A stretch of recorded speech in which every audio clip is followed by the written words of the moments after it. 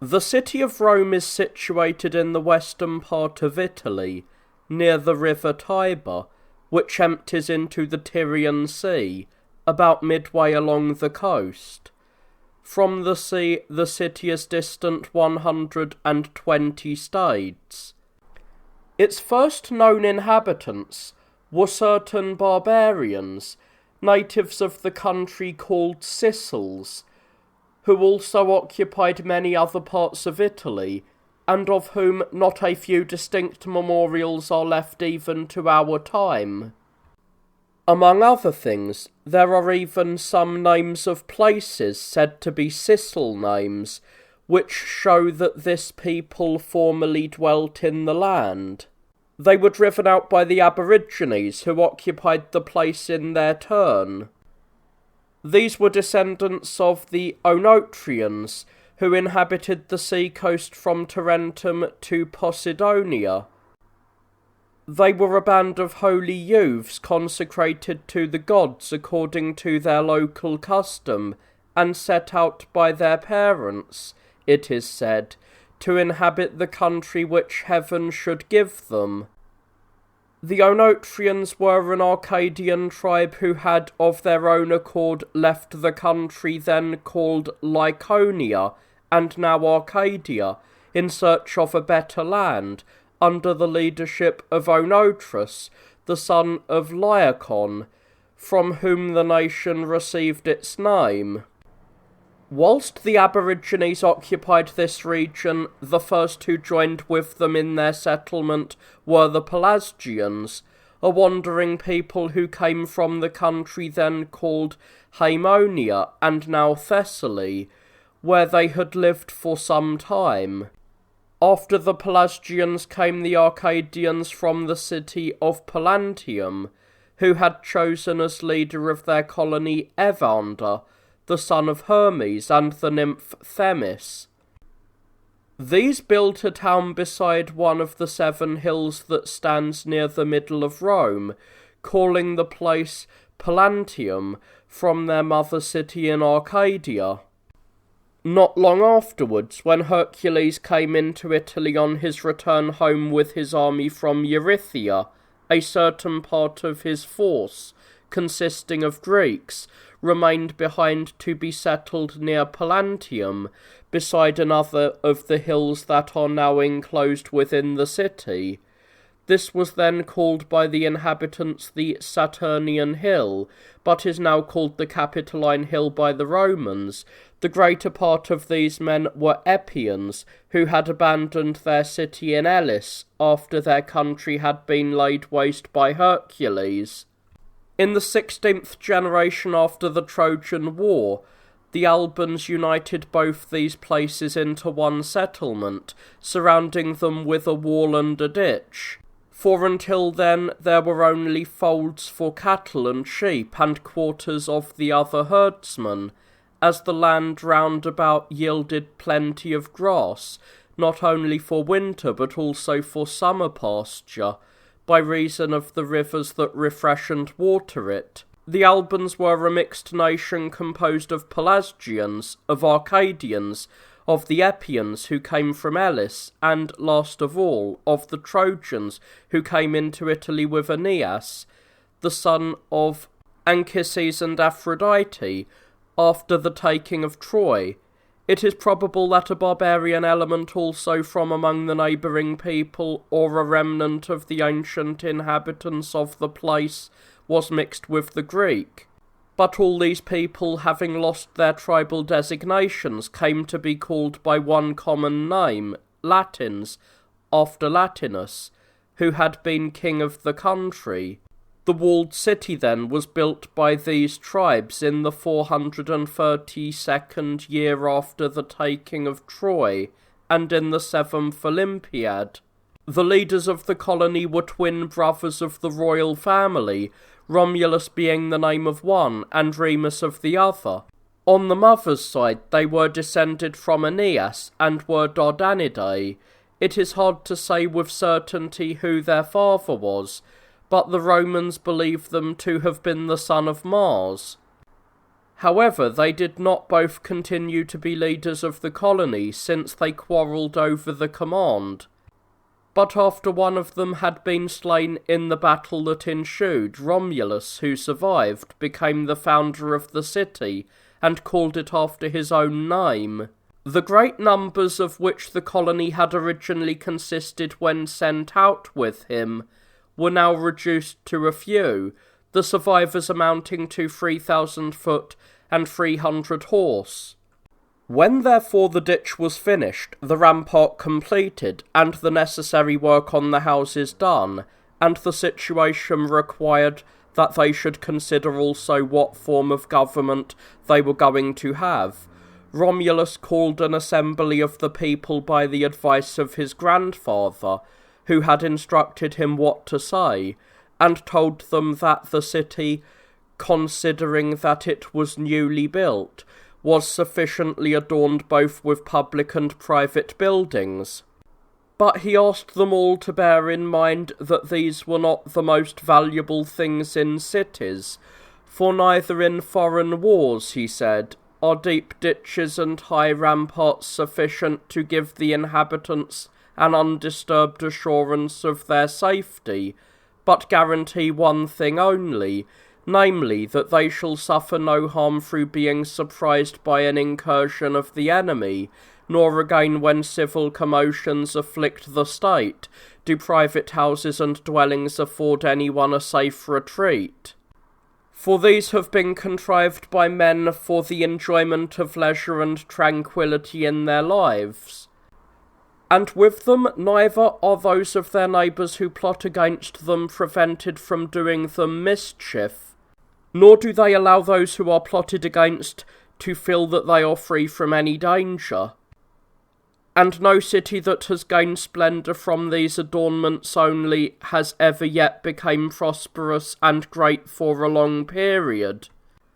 Nor again has any city from a want of magnificence either in public or in private buildings ever been hindered from becoming great and prosperous. But it is other things that preserve cities and make them great from small beginnings. In foreign wars, strength in arms, which is acquired by courage and exercise, and in civil commotions, unanimity among the citizens, and this, he showed, could be most effectually achieved for the commonwealth by the prudent and just life of each citizen. Those who practice warlike exercises and at the same time are masters of their passions are the greatest ornaments to their country. And these are the men who provide both the commonwealth with impregnable walls and themselves in their private lives with safe refuge. But men of bravery, justice, and other virtues are the result of the form of government, when this has been established wisely, and on the other hand, men who are cowardly, rapacious, and the slaves of base passions are the product of evil institutions. He added that he was informed by men who were older and had wide acquaintance with history that of many large colonies planted in fruitful regions, some had been immediately destroyed by falling into seditions, and others, after holding out for a short time, had been forced to become subject to their neighbours and to exchange their more fruitful country for a worse fortune, becoming slaves instead of free men, while others, few in number, and settling in places that were by no means desirable, had continued in the first place to be free themselves, and in the second place to command others, and neither the success of the smaller colonies nor the misfortune of those that were larger were due to any other cause than their form of government. If therefore there had been but one mode of life among all mankind which made cities prosperous, the choosing of it would not have been difficult for them,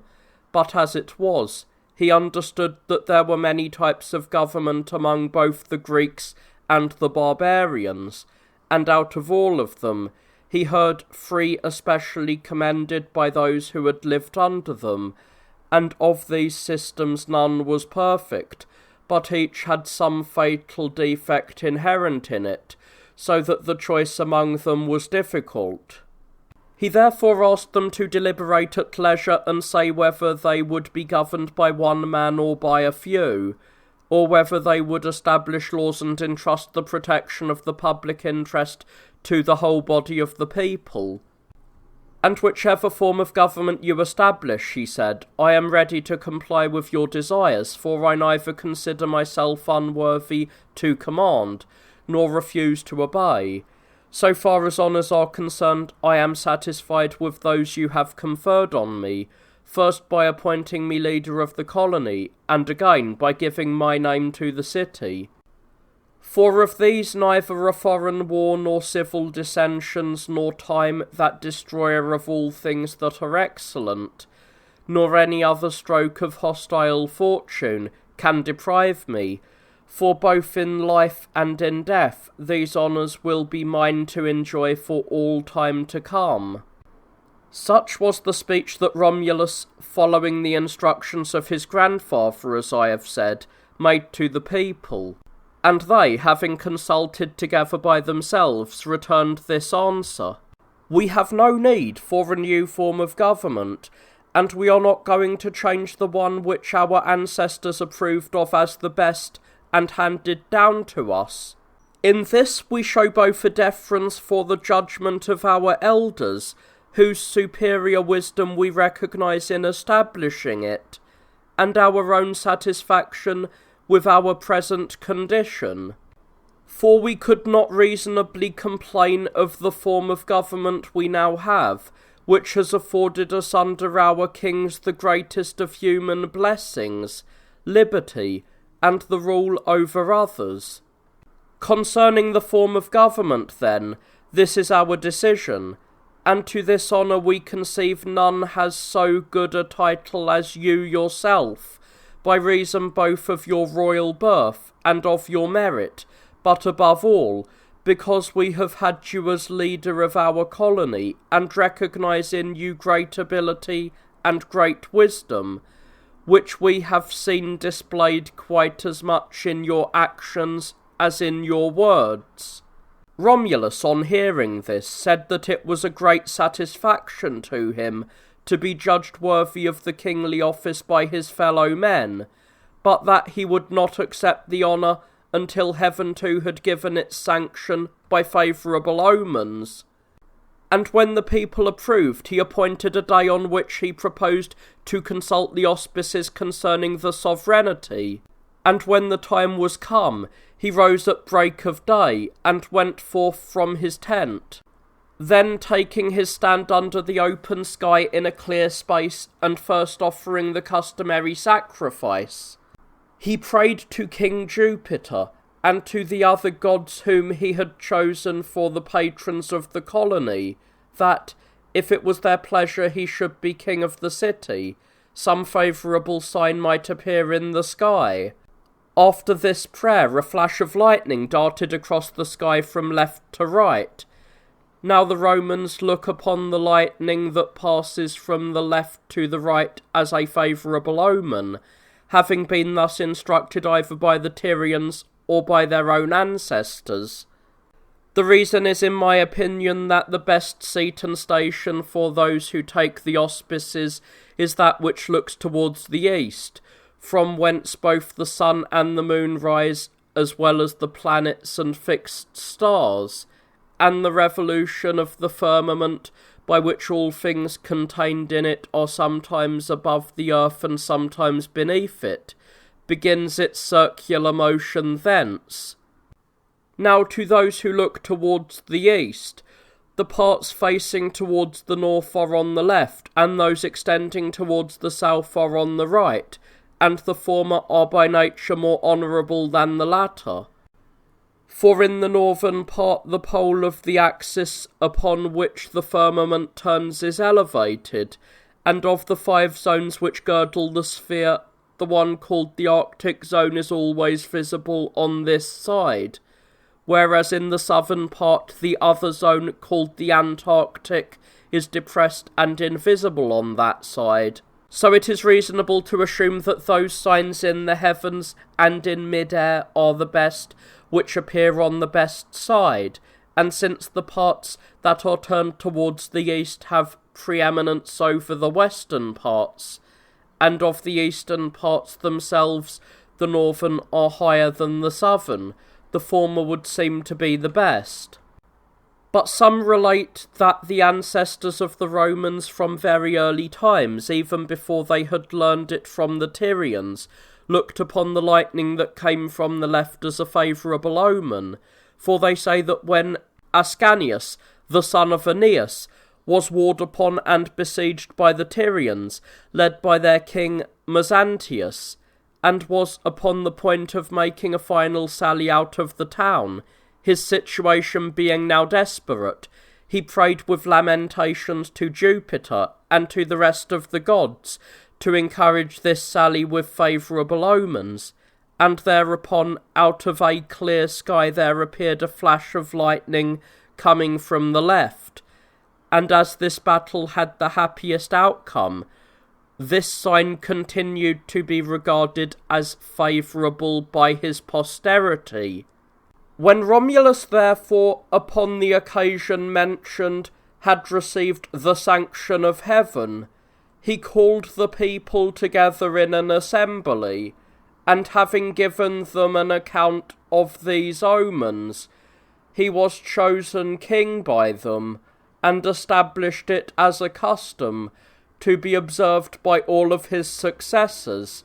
that none of them should accept the offering of king or any other magistracy until heaven too had given its sanction.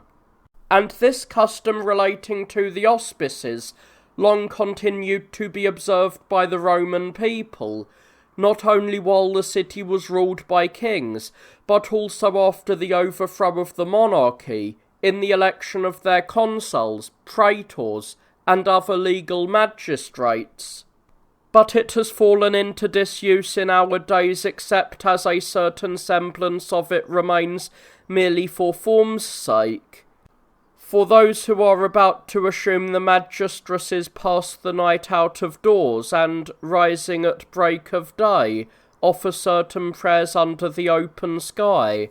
whereupon some of the augurs present, who are paid by the state, declare that a flash of lightning coming from the left has given them a sign, although there really has not been any. And the others, taking their omen from this report, depart in order to take over their magistracies, some of them assuming this alone to be sufficient, that no omens have appeared opposing or forbidding their intended action, others acting even in opposition to the will of the god. Indeed, there are times when they resort to violence, and rather seize than receive the magistracies. Because of such men, many armies of the Romans have been utterly destroyed on land, many fleets have been lost with all of their people at sea, and other great and dreadful reverses have befallen the Commonwealth, some in foreign wars, and others in civil dissensions. But the most remarkable and the greatest instance happened in my lifetime, when Licinius Crassus, a man inferior to no commander of his age, led his army against the Parthian nation, contrary to the will of heaven, and in contempt of the innumerable omens that opposed his expedition. But to tell about the contempt of the divine power that prevails among some people in these days would be a long story. Romulus, who was thus chosen king by both men and gods, is allowed to have been a man of great military ability and personal bravery, and of the greatest sagacity in instituting the best kind of government. I shall relate such of his political and military achievements as may be thought worthy of mention in a history. And first I shall speak of the form of government that he instituted, which I regard as the most self-sufficient of all political systems, both for peace and for war. This was the plan of it. He divided all the people into 3 groups and set over each as leader its most distinguished man. Then he subdivided each of these 3 groups into 10 others and appointed as many of the bravest men to be leaders of these also. The larger divisions he called tribes and the smaller curiae, as they are still termed even in our day. These names may be translated into Greek as follows: a tribe by phyle, and a curia by phatra. The commanders of the tribes whom the Romans call tribunes by philorochi, and the commanders of the curiae whom they call curiones by fratriarochi. These curiae were again divided by him into 10 parts, each commanded by its own leader, who was called decurio in his native language. The people being thus divided and assigned to tribes and curia, he divided the land into 30 equal portions and assigned one of them to each curia, having first set apart as much of it as was sufficient for the support of the temples and shrines, and also reserved some part of the land for the use of the public. This was one division made by Romulus, both of the men and of the land, which involved the greatest equality for all alike. But there was another division again of the men only, which assigned kindly services and honours in accordance with merit, of which I am now going to give an account. He distinguished those who were eminent for their birth, approved for their virtue, and wealthy for those times, provided they already had children, from the obscure, the lowly, and the poor. Those of the lower rank he called plebeians. The Greeks would call them demotikoi, or men of the people, and those of the higher rank fathers, either because they had children or from their distinguished birth, or for all these reasons. One may suspect that he found his model in the system of government which at the time still prevailed at Athens, for the Athenians had divided their population into 2 parts, the eupatridae, or well-born, as they call those who were of the noble families and powerful by reason of their wealth, to whom the government of the city was committed, and the agroikoi, or husbandmen, consisting of the rest of the citizens, who had no voice in public affairs, though in the course of time these also were admitted to the offices. Those who give the most probable account of the Roman government say it was for the reason I have given, that those men were called fathers, and their posterity patricians, but others, considering the matter in the light of their own envy and desirous of casting reproach on the city for the ignoble birth of its founders, say they were not called patricians for the reasons just cited, but because these men only could point out their fathers, as if all the rest were fugitives and unable to name free men as their fathers. As proof of this, they cite the fact that, whenever the kings thought proper to assemble the patricians, the heralds called them both by their own names and by the names of their fathers, whereas public servants summoned the plebeians en masse to the assemblies by the sound of ox horns. But in reality neither the calling of the patricians by the heralds is any proof of their nobility, nor is the sound of the horn any mark of the obscurity of the plebeians. But the former was an indication of honour, and the latter of expedition, since it was not possible in a short time to call every one of the multitude by name. After Romulus had distinguished those of superior rank from those of inferior rank, he next established laws by which the duties of each was prescribed. The patricians were to be priests, magistrates, and judges, and were to assist in the management of public affairs, devoting themselves to the business of the city. The plebeians were excused from these duties as being unacquainted with them, and because of their small means wanting leisure to attend to them, but were to apply themselves to agriculture, the breeding of cattle, and the exercise of gainful trades. This was to prevent them from engaging in seditions, as happens in other cities when either the magistrates mistreat the lowly, or the common people and the needy envy those in authority. He placed the plebeians as a trust in the hands of the patricians, by allowing every plebeian to choose for his patron any patrician whom he himself wished. In this he improved upon an ancient Greek custom that was in use among the Thessalians for a long time and among the Athenians in the beginning, for the former treated their clients with haughtiness, imposing on them duties unbecoming of free men, and whenever they disobeyed any of their commands, they beat them and misused them in all other respects as if they had been slaves that they had purchased. The Athenians called their clients thetes or hirelings, because they served for hire, and the Thessalians called theirs penestae or toilers, by the very name, reproaching them with their condition. But Romulus not only recommended the relationship by a handsome designation, calling this protection of the poor and lowly a patronage, but he also assigned friendly offices to both parties, thus making the connection between them a bond of kindness befitting fellow citizens. The regulations which he then instituted concerning patronage, and which long continued in use among the Romans, were as follows. It was the duty of the patricians to explain to their clients the laws, of which they were ignorant, to take the same care of them when absent as present, doing everything for them that fathers do for their sons with regard both to money and to the contracts that relate to money, to bring suit on behalf of their clients when they were wronged in connection with contracts,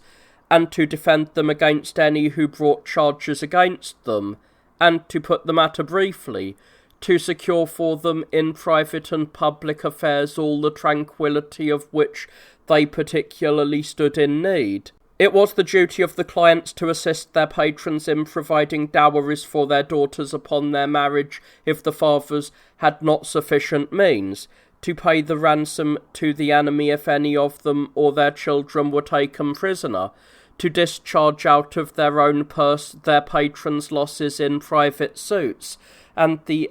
pecuniary fines which they were condemned to pay to the state, making these contributions to them not as loans but as thank-offerings, and to share with their patrons the costs incurred in their magistracies and dignities, and other public expenditures, in the same manner as if they were their relations. For both patrons and clients alike it was impious and unlawful to accuse each other in lawsuits, or to bear witness, or give their votes against each other, or to be found in the number of each other's enemies, and whoever was convicted of doing any of these things was guilty of treason by virtue of the law sanctioned by Romulus, and might lawfully be put to death by any man who so wished, as a victim devoted to the Jupiter of the infernal regions. For it was customary among the Romans, whenever they wished to put people to death without incurring any penalty,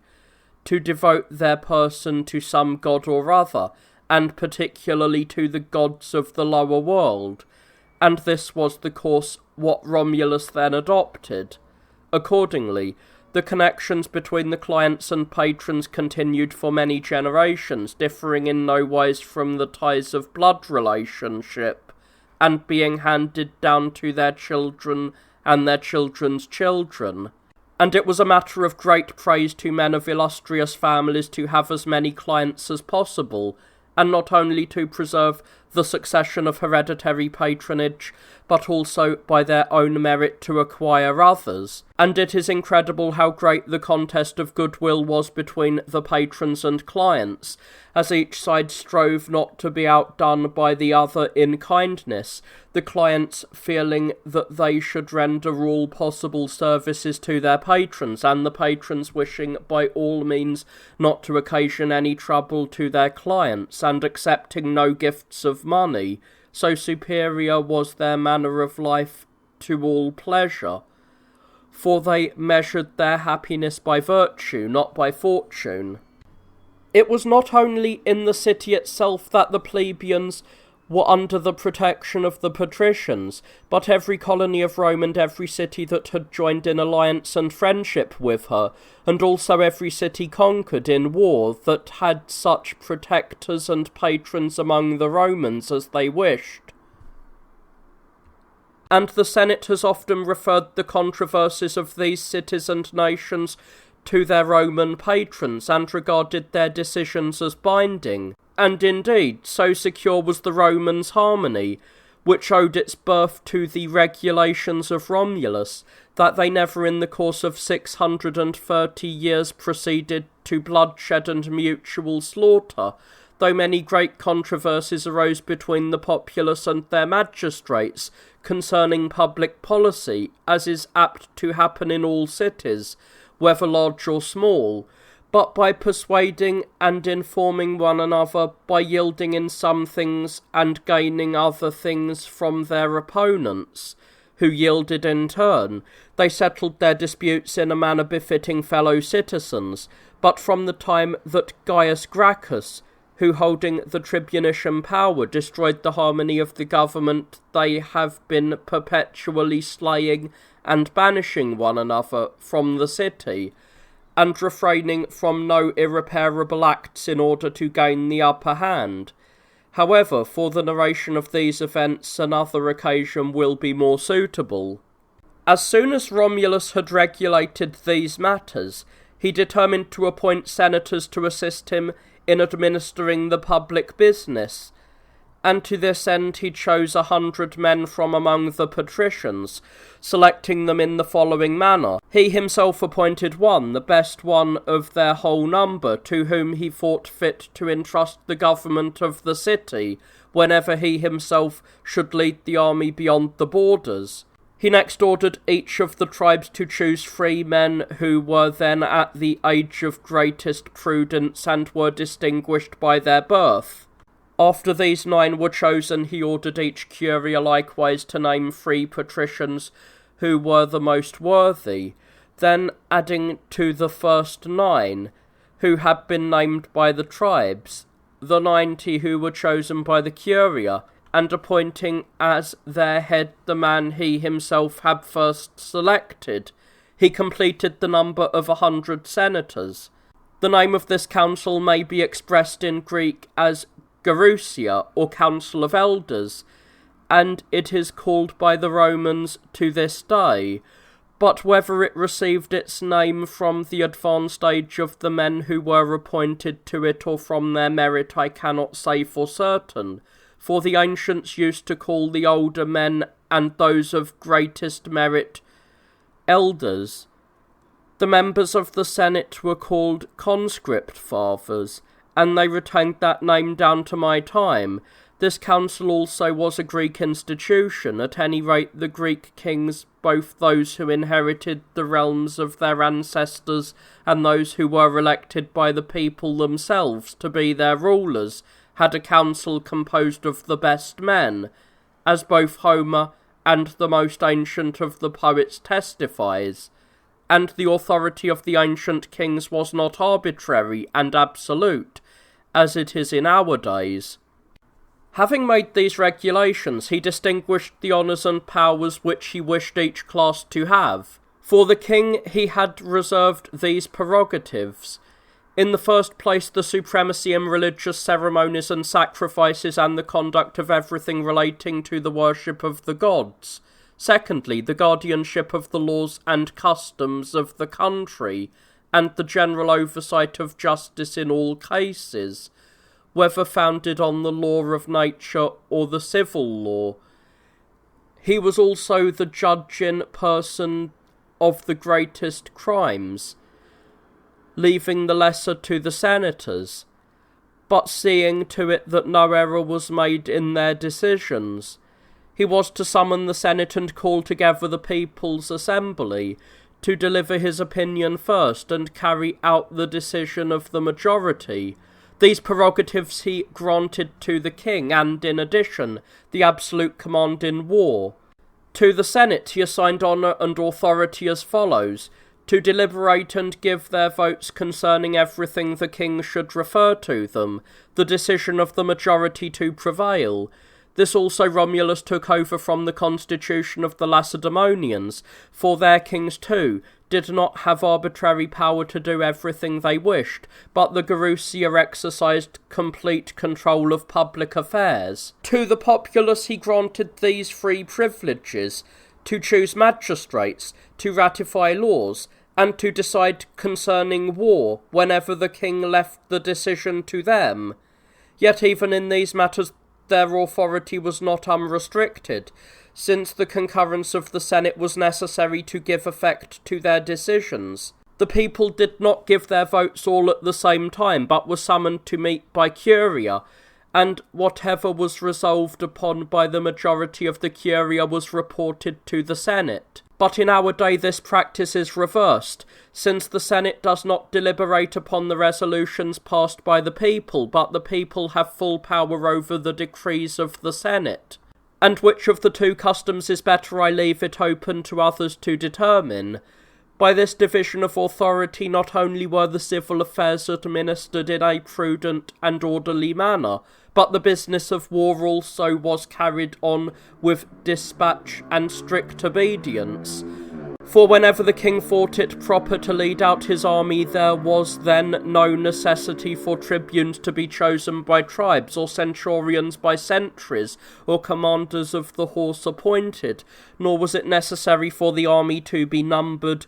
or to be divided into centuries, or for every man to be assigned to his appropriate post. But the king gave his orders to the tribunes, and these to the centurions, and they in turn to the decurions, each of whom led out those who were under his command, and whether the whole army or part of it was called,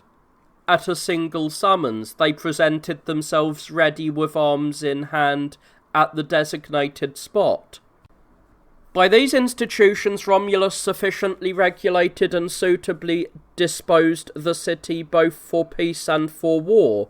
and he made it large and populous by the following means. In the first place, he obliged the inhabitants to bring up all their male children, and the firstborn of the females, and forbade them to destroy any children under 3 years of age, unless they were maimed or monstrous from their very birth.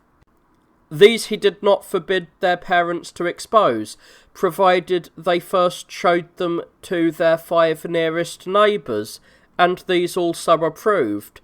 Against those who disobeyed this law he fixed various penalties, including the confiscation of half of their property. Secondly, finding that many of the cities in Italy were very badly governed, both by tyrants and by oligarchs, he undertook to welcome and attract to himself the fugitives from these cities,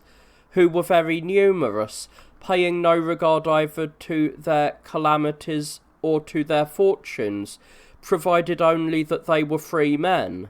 His purpose was to increase the power of the Romans and to lessen that of their neighbours, but he invented a specious pretext for his course, making it appear that he was showing honour to a god.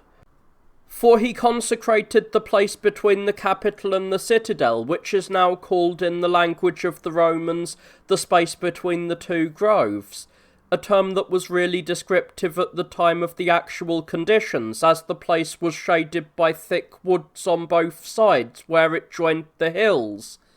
and made it an asylum for supplicants, and he built a temple there, but to what god or divinity he dedicated it I cannot say for certain.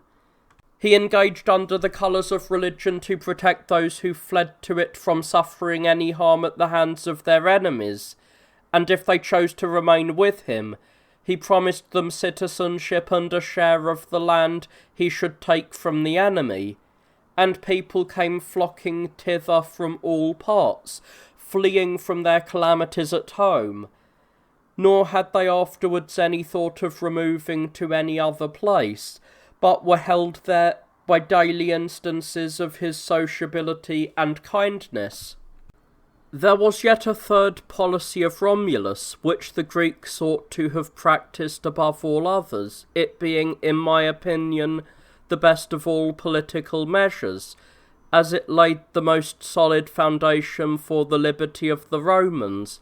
and was no slight factor in raising them to their position of supremacy. It was this: not to slay all the men of military age, or to enslave the rest of the population of the cities captured in war, or to allow their land to go back to pasturage for sheep, but rather to send settlers thither to possess some part of the country by lot, and to make the conquered cities Roman colonies, and even to grant citizenship to some of them. By these and other like measures he made the colony great from a small beginning, as the actual results showed, for the number of those who joined with him in founding Rome did not amount to more than 3,000 foot, nor quite to 300 horse, whereas he left behind him when he disappeared from among men 46,000 foot, and about 1,000 horse. Romulus having instituted these measures, not alone the kings who ruled the city after him, but also the annual magistrates after them pursued the same policy, with occasional additions, so successfully that the Roman people became inferior in numbers to none of the nations that were accounted the most populous. When I compare the custom of the Greeks with these, I can find no reason to extol either those of the Lacedaemonians or of the Thebans or of the Athenians, who pride themselves most on their wisdom, all of whom, jealous of their noble birth and granting citizenship to none or to very few, I say nothing of the fact that some even expelled foreigners,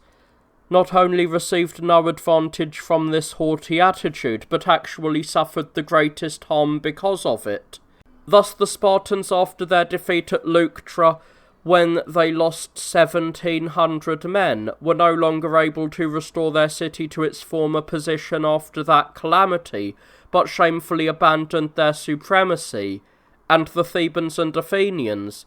through the single disaster at Chaeronea, were deprived by the Macedonians not only of the leadership of Greece, but at the same time of their liberty they had inherited from their ancestors. But Rome, while engaged in great wars both in Spain and Italy and employed in recovering Sicily and Sardinia, which had revolted, at a time when the situation in Macedonia and Greece had become hostile to her, and Carthage was again contending for the supremacy, when all but a small portion of Italy was not only in open rebellion, but was also drawing upon her the Hannibalic War, as it was called. Though surrounded, I say, by so many dangers at one and the same time, Rome was so far from being overcome by these misfortunes that she derived from them a strength even greater than she had before, being enabled to meet every danger, thanks to the number of her soldiers, and not, as some imagine, to the favour of fortune, since for all of fortune's assistance the city might have been utterly submerged by the single disaster at Cannae, where of 6,000 horse only 370 survived, and of 80,000 foot enrolled in the army of the Commonwealth, little more than 3,000 escaped. It is not only these institutions of Romulus that I admire, but also those which I am going to relate. He understood that the good government of cities was due to certain causes which all statesmen prate of, but very few succeed in making effective. First, the favour of the gods, the enjoyment of which gives success to men's every enterprise. Next, moderation and justice, as a result of which the citizens, being less disposed to injure one another, are more harmonious, and make honour, rather than the most shameful pleasures, the measure of their happiness. And lastly, bravery in war, which renders the other virtues also useful to their possessors. and he thought that none of these advantages is the effect of chance, but recognised that good laws and the emulation of worthy pursuits renders a state pious, temperate, devoted to justice, and brave in war. He took great care, therefore, to encourage these, beginning with the worship of the gods and geniuses. He established temples, sacred precincts and altars, arranged for the setting up of statues, determined the representations and symbols of the gods, and declared their powers, the beneficent gifts which they have made to mankind, the particular festivals that should be celebrated in honour of each god or genius, the sacrifices with which they delight to be honoured by men, as well as the holidays, festival assemblies, days of rest, and everything alike of that nature, and in all of which he followed the best customs in use among the Greeks.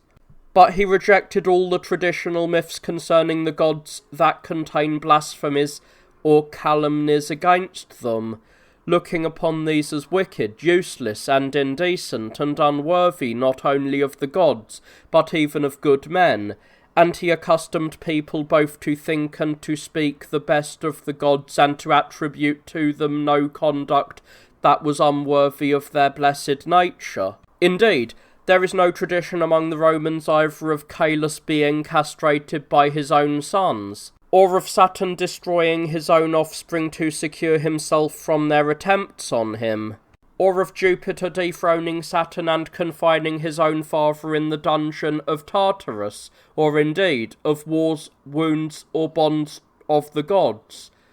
or of their servitude among men.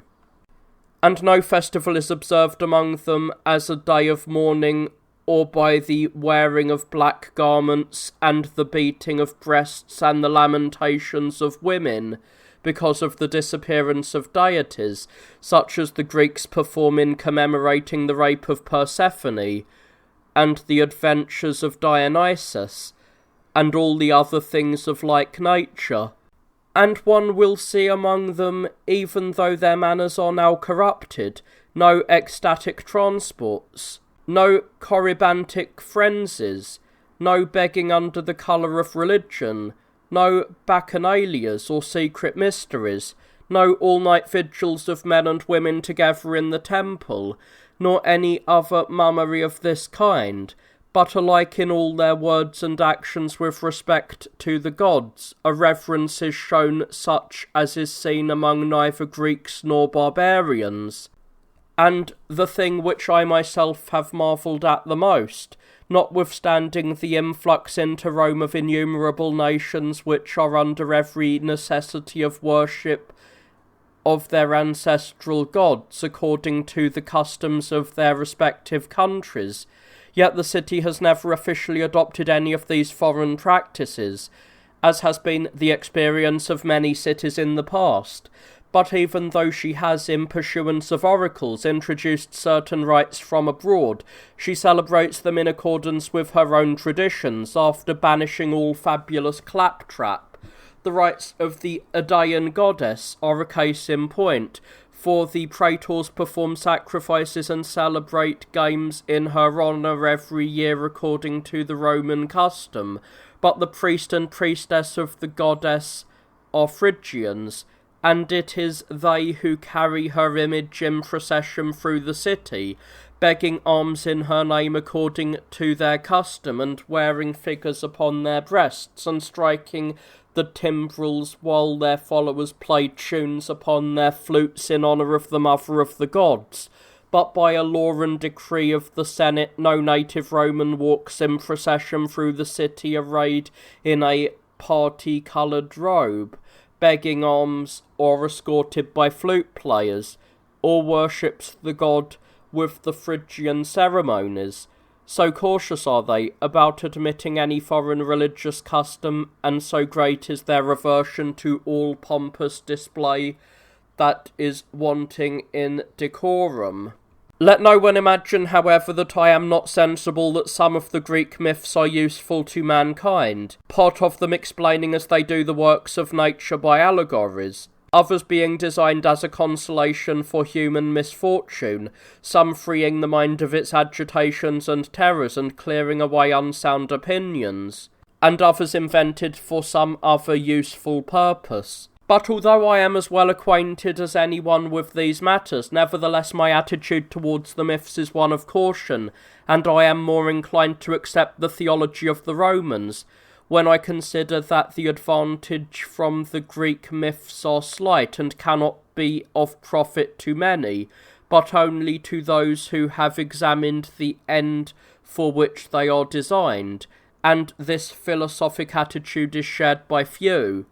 The great multitude unacquainted with philosophy are prone to take these stories about the gods in the worst sense and to fall into one of two errors. They either despise the gods as buffeted by many misfortunes, or else refrain from none of the most shameful and lawless deeds, when they see them attributed to the gods. But let the consideration of these matters be left to those who have set aside the theoretical part of philosophy exclusively for their contemplation. To return to the government established by Romulus, I have thought the following things also worthy of the notice of history. In the first place, he appointed a great number of persons to carry on the worship of the gods. At any rate, no one could name any other new-found city in which so many priests and ministers of the gods were appointed from the beginning. For apart from those who held family priesthoods,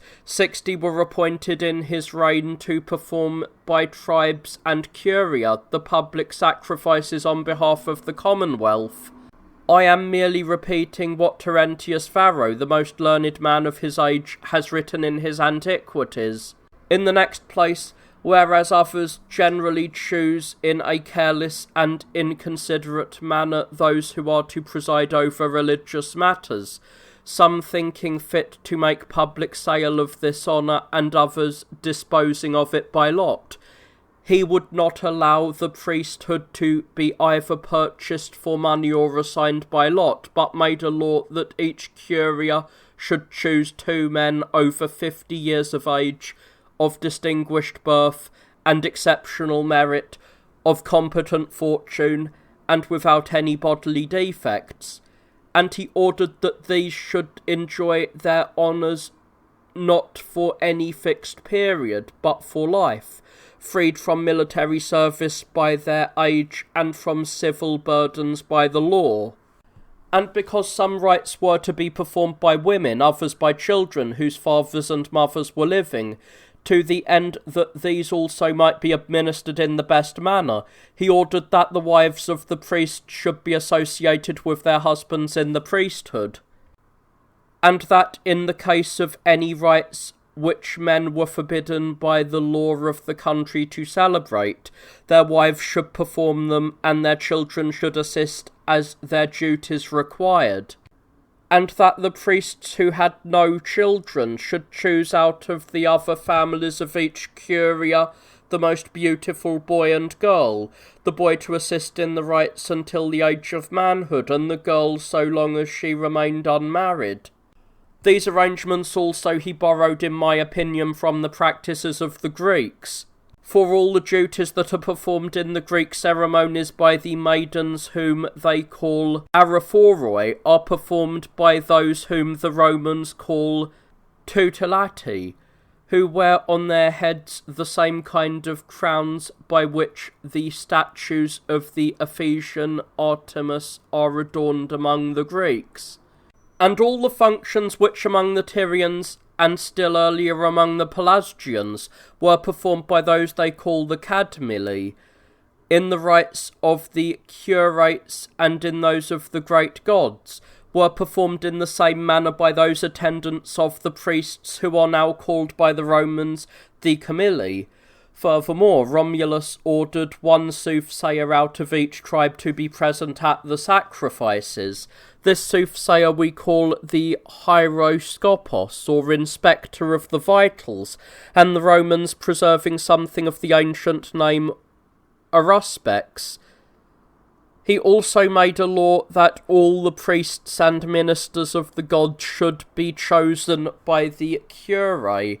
and that their election should be confirmed by those who interpret the will of the gods by the art of divination.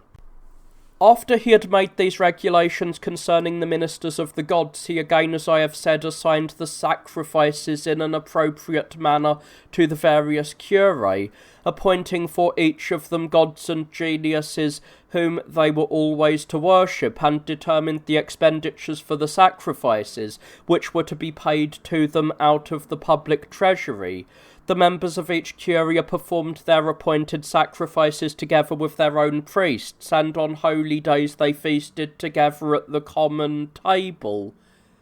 For a banqueting hall had been built for each curia, and in it there was consecrated, just as in the Greek Paetarnia, a common table for all the members of the curia. These banqueting halls had the same name as the curia themselves, and are called so in our day. This institution, it seems to me, Romulus took over from the practice of the Lacedaemonians in the case of their Fidatia, which were then the vogue. It would seem that Lycurgus, who had learned the institution from the Cretans, introduced it at Sparta to the great advantage of his country, for he thereby in times of peace directed the citizens' lives towards frugality and temperance in their daily repasts, and in times of war inspired every man with a sense of shame and concern not to forsake his comrades with whom he had offered libations and sacrifices and shared in common rites. And not alone for his wisdom in these matters does Romulus deserve praise, but also for the frugality of the sacrifices that he appointed for the honouring of the gods, the greatest part of which, if not all, remain to my day, being still performed in their ancestral manner. At any rate, I myself have seen in the sacred edifices repasts set before the gods upon ancient wooden tables, in baskets and small earthen plates, consisting of barley bread, cakes, and spelt, with the first offering of some fruits and other things of like nature, simple, cheap, and devoid of all vulgar display. I have seen also the libation wines that have been mixed, not in silver and gold vessels, but in little earthen cups and jugs. And I have greatly admired these men for adhering to the customs of their ancestors and not degrading from their ancient rites into a boastful magnificence. There are, it is true, other institutions worthy to be remembered and related, which were established by Numa Pompilius, who ruled the city after Romulus, a man of commensurate wisdom, and of rare sagacity in interpreting the will of the gods, and of them I shall speak later. And yet others were added by Tullius Hostilius, the second king after Romulus, and by all the kings who followed him, but the seed of them were sown and the foundations laid by Romulus, who established the principal rites of their religion. Romulus also seems to have been the author of that good discipline in other matters by the observance of which the Romans have kept their commonwealth flourishing for many generations, for he established many good and useful laws, the greater part of them unwritten, but some committed to writing. There is no need for me to mention most of them, but I will give a short account of those which I have admired most of all, and which I have regarded as suitable to illustrate the character of the rest of the man's legislation, showing how austere it was, how adverse to vice, and how closely it resembled the life of the heroic age. However, I will first observe that all who have established constitutions, barbarian as well as Greek, seem to me to have recognised correctly the general principle that every state, since it consists of many families, is most likely to enjoy tranquillity when the lives of the individual citizens are untroubled, and to have very tempestuous times when the private affairs of the citizens are in a bad way, and that every prudent statesman, whether he be a lawgiver or a king, ought to introduce such laws as will make the citizens just and temperate in their lives. Yet by what practices and by what laws this result may be accomplished, they do not all seem to me to have understood equally well, but some of them seem to have gone widely and almost completely astray in the principal and fundamental parts of their legislation. For example, in the matter of marriage and commerce with women, from which the lawgiver ought to begin, even as nature has begun thence to form our lives. Some, taking their example from the beasts, have allowed men to have intercourse with women freely and promiscuously, thinking thus to free their lives from the frenzies of love, to save them from murderous jealousy, and to deliver them from many other evils which come upon both private houses and whole states through women. Others have banished this wanton and bestial intercourse from the state by joining one man to one woman, and yet for the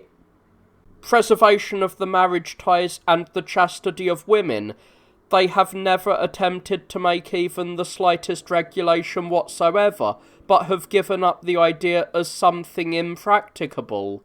Others have neither permitted sexual intercourse without marriage, like some barbarians, nor neglected the guarding of their women, like the Lacedaemonians, but have established many laws to keep them within bounds. And some even have appointed a magistrate to look after the good conduct of women. This provision, however, for the guarding was found insufficient and too weak to accomplish its purpose, being incapable of bringing the woman of unvirtuous name to the necessity of a modest behaviour. But Romulus, without giving either to the husband an action against his wife for adultery, or for leaving his home without cause, or to the wife an action against her husband on the ground of ill usage, or for leaving her without reason, and without making any laws for the returning or recovery of the dowry, or regulating anything of this nature, by a single law which effectively provides for all these things, as the results themselves have shown, led women to behave themselves with modesty and great decorum. The law was to this effect, that a woman joined to her husband in a holy marriage should share in all his possessions and sacred rights. The ancient Romans designated holy and lawful marriages by the term pharetai, from the sharing of far, or spelt. For this was the ancient and for a long time the ordinary food of all the Romans, and their country produces an abundance of excellent spelt. And as we Greeks regard barley as the most ancient grain, and for that reason begin our sacrifices with barleycorns, so the Romans, in the belief that spelt is both the most valuable and the most ancient of grains, in all burnt offerings begin the sacrifice with that. For this custom still remains, not having deteriorated into first offerings of greater expense. The participation of the wives with their husbands in this holiest and first food, and their union with them founded on the sharing of all their fortunes, took its name from this sharing of the spelt, and forged the compelling bond of an indissoluble union, and there was nothing that could annul these marriages. The law obliged both the married women, as having no other refuge, to conform themselves entirely to the temper of their husbands, and the husbands to rule their wives as necessary and inseparable possessions. Accordingly, if a wife was virtuous and in all things obedient to her husband, she was mistress of the house, to the same degree as her husband was master of it, and after the death of her husband, she was heir to his property in the same manner as a daughter was to that of her father.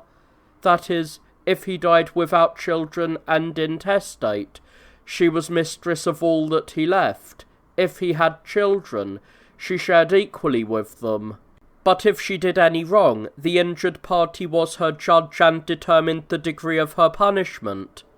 Other offences, however, were judged by her relations together with her husband. Among them was adultery, or where it was found she had drunk wine, a thing which the Greeks would look upon as the least of all faults. For Romulus permitted them to punish both of these acts with death, as being the gravest offence women could be guilty of, since he looked upon adultery as the source of reckless folly, and drunkenness as the source of adultery. And both of these offences continued for a long time to be punished by the Romans with merciless severity.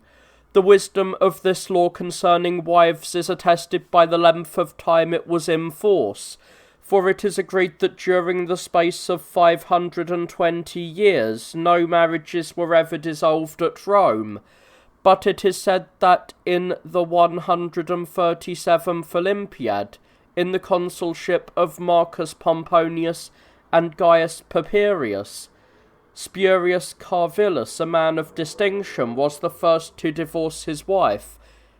and he was obliged by the censors to swear that he had married for the purpose of having children. His wife, it seems, was barren, yet because of his action, though it was based on necessity, he was ever afterwards hated by the people. These then are the excellent laws which Romulus enacted concerning women, by which he rendered them more observant of propriety in relation to their husbands. But those he established with respect to reverence and dutifulness of children towards their parents, to the end that they should honour and obey them in all things, both in the words and actions they took, were still more august and of greater dignity and vastly superior to our laws. For those who established the Greek constitution set a very short time for sons to be under the rule of their fathers, some until the expiration of the 3rd year after they reached manhood, others as long as they continued unmarried, and some until their names were entered in the public registers, as I have learned from the laws of Solon, Pittacus, and Charondas, men celebrated for their great wisdom. The punishment also which they ordered for disobedience in children towards their parents was not grievous, for they permitted fathers to turn their sons out of doors and to disinherit them, but nothing further. But mild punishments are not sufficient to restrain the folly of youth, and its stubborn ways, or to give self-control to those who have been heedless of all that is honourable, and accordingly among the Greeks many unseemly deeds are committed by children against their parents, but the lawgiver of the Romans gave virtually full power to the father over his sons, even during his whole life, whether he thought proper to imprison him, to scourge him, to put him in chains and keep him at work in the fields, or to put him to death. And this even though the son was already engaged in public affairs, though he was numbered among the highest magistrates, and though he was celebrated for his zeal for the commonwealth. Indeed, in virtue of this law, men of distinction, while delivering speeches from the rostra hostile to the Senate, and pleasing to the people, have been dragged down from thence and carried away by their fathers to undergo such punishments as these thought fit. And while they were being led away through the forum, none present, neither consul, tribune, nor the very populace, which was flattered by their speech, and thought all power inferior to its own, could rescue them. I forbear to mention how many brave men, urged by their valour and zeal to proof some noble deed that their fathers had not ordered, have been put to death by those very fathers, as is related of Manlius Torquatus and many others, but concerning them I shall speak in the proper place. And not even at this point did the Roman lawgiver stop in giving the father power over the son, but he even allowed him to sell his son, without concerning himself whether this permission might be regarded as cruel and harsher than was compatible with a natural affection. And a thing which anyone who has been educated in the lax manners of the Greeks may wonder at above all things, and look upon as harsh and tyrannical, he even gave leave for the father to make a profit by selling his sons as often as 3 times,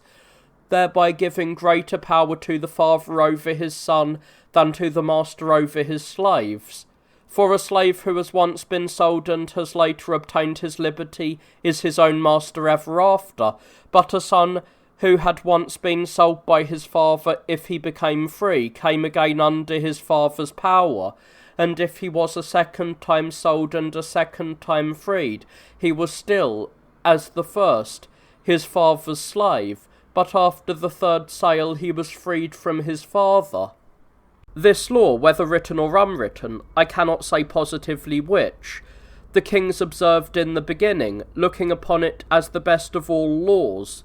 and after the overthrow of the monarchy, when the Romans first decided to expose in the forum for the consideration of the whole body of citizens all of their ancestral customs and laws, together with those introduced from abroad, to the end that the rights of the people might not be changed as often as the powers of the magistrates. The Decemvirs, who were authorized by the people to collect and transcribe the laws, recorded it among the rest, and it now stands on the 4th of the 12 tables, as they are called, which they then set up in the forum, and that the Decemvirs, who were appointed after 300 years to transcribe these laws, did not first introduce this law among the Romans, but that, finding it long before in use, they dared not repeal it. I infer from many other considerations, and particularly from the laws of Numa Pompilius, the successor of Romulus, among which there is recorded the following: if a father gives his son leave to marry a woman who by the laws is to be the sharer of his sacred rights and possessions, he shall no longer have the power of selling his son. Now, he would never have written this unless the father had by all former laws been allowed to sell his sons. But enough has been said concerning these matters, and I desire also to give a summary account of the other measures by which Romulus regulated the lives of the private citizens. Observing that the means by which the whole body of citizens, the greater part of whom are hard to guide, can be induced to lead a life of moderation, to prefer justice to gain, to cultivate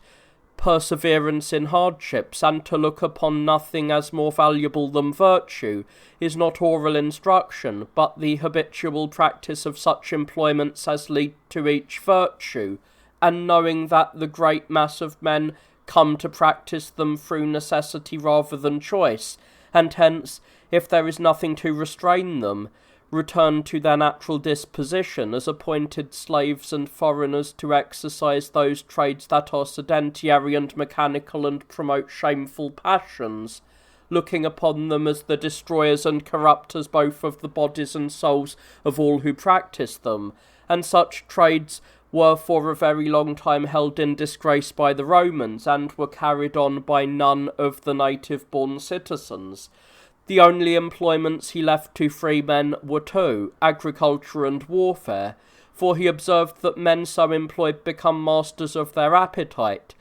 are less entangled in illicit love affairs, and follow that kind of covetousness only which leads them not to injure one another but to enrich themselves at the expense of the enemy.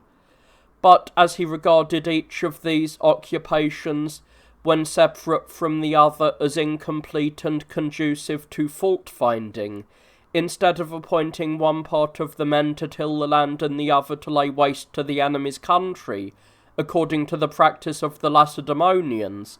he ordered the same persons to exercise the employment both of the husbandman and the soldier, in times of peace accustomed them to remain at their tasks in the country, except when it was necessary for them to come to market upon which occasion they were to meet in the city in order to traffic, and to that end he appointed every 9th day for the markets, and when war came he taught them to perform the duties of soldiers, and not to yield to others either in the hardships or advantages that war brought, for he divided equally among them the lands, slaves, and money that he took from the enemy, and thus caused them to take part cheerfully in his campaigns. In the case of wrongs committed by the citizens against one another, he did not permit the trials to be delayed, but caused them to be held promptly, sometimes deciding the suits himself and sometimes referring them to others, and he proportioned the punishment to the magnitude of the crime, observing also that nothing restrains men from all evil actions so effectually as fear. He contrived many things to inspire it, such as the place where he sat in judgment in the most conspicuous part of the forum, the very formidable appearance of the soldiers who attended him, 300 in number, and the rods and axes borne by 12 men, who scourged in the forum those whose offences deserved it, and beheaded others in public who were guilty of the greatest crimes. Such then was the general character of the government established by Romulus. The details I have mentioned are sufficient to enable one to form a judgment of the rest. The other deeds reported of this man, both in his wars and at home, which may be thought deserving of mention in a history, are as follows. Insomuch as many nations that were both numerous and brave in war dwelt around about Rome, and none of them was friendly to the Romans, he desired to conciliate them by intermarriages, which, in the opinion of the ancients, was the surest method of cementing friendships. But considering that the cities in question would not of their own accord unite with the Romans, who were just getting settled together in one city, and who neither were powerful by reason of their wealth nor had performed any brilliant exploit, but that they would yield to force if no insolence accompanied such compulsion, he determined, with the approval of Numitor, his grandfather, to bring about the desired intermarriages by a wholesale seizure of virgins. After he had taken this resolution, he first made a vow to the god who presided over secret councils to celebrate sacrifices and festivals every year if his enterprise should succeed. Then, having laid his plan before the Senate and gaining their approval, he announced that he would hold a festival and general assembly in honour of Neptune, and he sent word around about the nearest cities, inviting all who wished to do so to be present at the assemblage and to take part in the increase. For he was going to hold contests of all sorts, both between horses and between men, and when many strangers came with their wives and children to the festival, he first offered the sacrifices to Neptune and held the contests. On the last day, on which he was to dismiss the assemblage, he ordered the young men, when he himself should raise the signal, to seize all the virgins who had come to the spectacle, each group taking those they should first encounter, to keep them that night without violating their chastity, and bring them to him the next day. So the young men divided themselves into several groups, and as soon as they saw the signal raised, fell to seizing the virgins, and straightway the strangers were in an uproar and fled, suspecting some greater mischief. The next day, when the virgins were brought before Romulus, he comforted them in their despair, with the assurance that they had been seized not out of wantonness, but for the purpose of marriage. For he pointed out that this was an ancient Greek custom, and that of all methods of contracting marriages for women it was the most illustrious, and he asked them to cherish those whom fortune had given them for their husbands. Then, counting them and finding their number to be 683, he chose an equal number of unmarried men, to whom he united them according to the custom of each woman's country, basing the marriages on communion of fire and water, in the same manner as marriages are performed even down to our times. Some state that these things happened in the first year of Romulus' reign, but Gnaeus Gellius says that it was in the 4th, which is more probable, for it is not likely that the head of a newly built city would undertake such an enterprise before establishing its government. As regards the reasons for the seizing of the virgins, some ascribe it to a scarcity of women, others to the seeking of pretexts for war. But those who give the most plausible account, and with them I agree,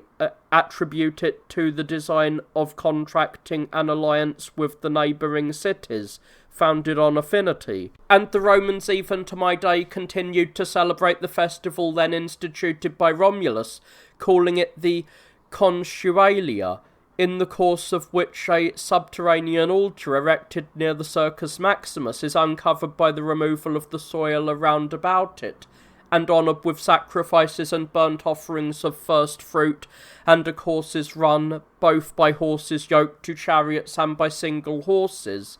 The god to whom these honours is paid is called Consus by the Romans, being the same according to some who render the name in our tongue as Poseidon Sizichthon, or the Earth Shaker. And they say that this god was honoured with a subterranean altar because he holds the earth. I know also from hearsay another tradition to the effect that the festival is indeed celebrated in honour of Neptune, and the horse races are held in his honour, but that the subterranean altar was erected later to a certain deity whose name may not be uttered, who presides over and is the guardian of hidden councils. For a secret altar has never been erected to Neptune, they say, in any part of the world by either Greeks or barbarians, but it is hard to say what the truth of the matter is. When now the report of the seizure of the virgins and of their marriages was spread among the neighbouring cities, some of these were incensed at the proceeding itself, though others, considering the motive from which it sprang and the outcome to which it led, bore it with moderation. But at any rate, in the course of time it occasioned several wars, of which the rest were of small consequence, but that against the Sabines was a great and difficult one. All these wars ended happily, as the oracles had foretold to Romulus before he undertook the task, indicating as they did that the difficulties and dangers would be great, but their outcome would be prosperous. The first cities that made war upon him were Canina, Antemna, and Crustumerium. They put forward as a pretext the seizure of the virgins and their failure to receive satisfaction on their account, but the truth was that they were displeased at the founding of Rome and at its great and rapid increase, and felt that they ought not to permit this city to grow up as a common menace to all of its neighbours. For the time being, then, these cities were sending ambassadors to the Sabines, asking them to take command of the war, since they possessed the greatest military strength, and were most powerful by reason of their wealth, and were laying claim to the rule over their neighbours, and insomuch as they had suffered from the Romans' insolence quite as much as any of the rest, for the greater part of the virgins who had been seized belonged to them. But when they found they were accomplishing nothing, since the embassies from Romulus opposed them and courted the Sabine people both by their words and by their actions, they were vexed at the waste of time, for the Sabines were forever effecting delays and putting off to distant dates the deliberation concerning the war, and resolved to make war upon the Romans by themselves alone, believing that their own strength, if the free cities joined forces, was sufficient to conquer one inconsiderable city. This was their plan.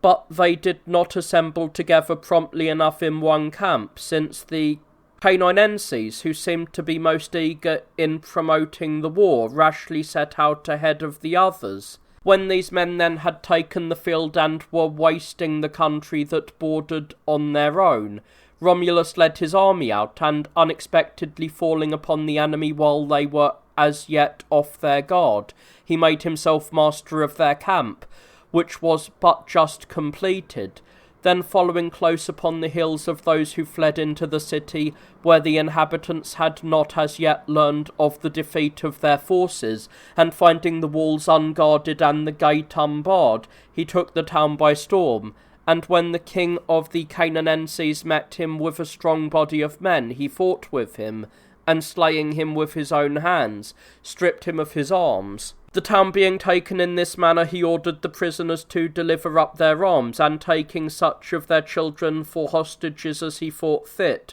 he marched against the Antemnates, and having conquered their army also in the same manner as the other, by falling upon them unexpectedly while they were still dispersed in foraging, and having accorded the same treatment to the prisoners, he led the army home, carrying with him the spoils of those who had been slain in battle, and the choicest part of the booty as an offering to the gods, and he offered many sacrifices besides. Romulus himself came last in the procession, clad in a purple robe and wearing a crown of laurel upon his head, and that he might maintain the royal dignity, he rode in a chariot drawn by 4 horses. The rest of the army, both on foot and horse, followed, ranged in their several divisions, praising the gods in songs of their country and extolling their general in improvised verses.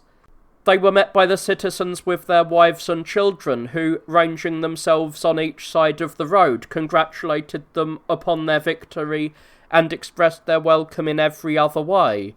When the army entered the city, they found mixing bowls filled to the brim with wine, and tables loaded down with all sorts of viands, which were placed before the most distinguished houses in order that all who pleased might take their fill. Such was the victorious procession, marked by the carrying of trophies and concluding with a sacrifice which the Romans call a triumph, as it was first instituted by Romulus.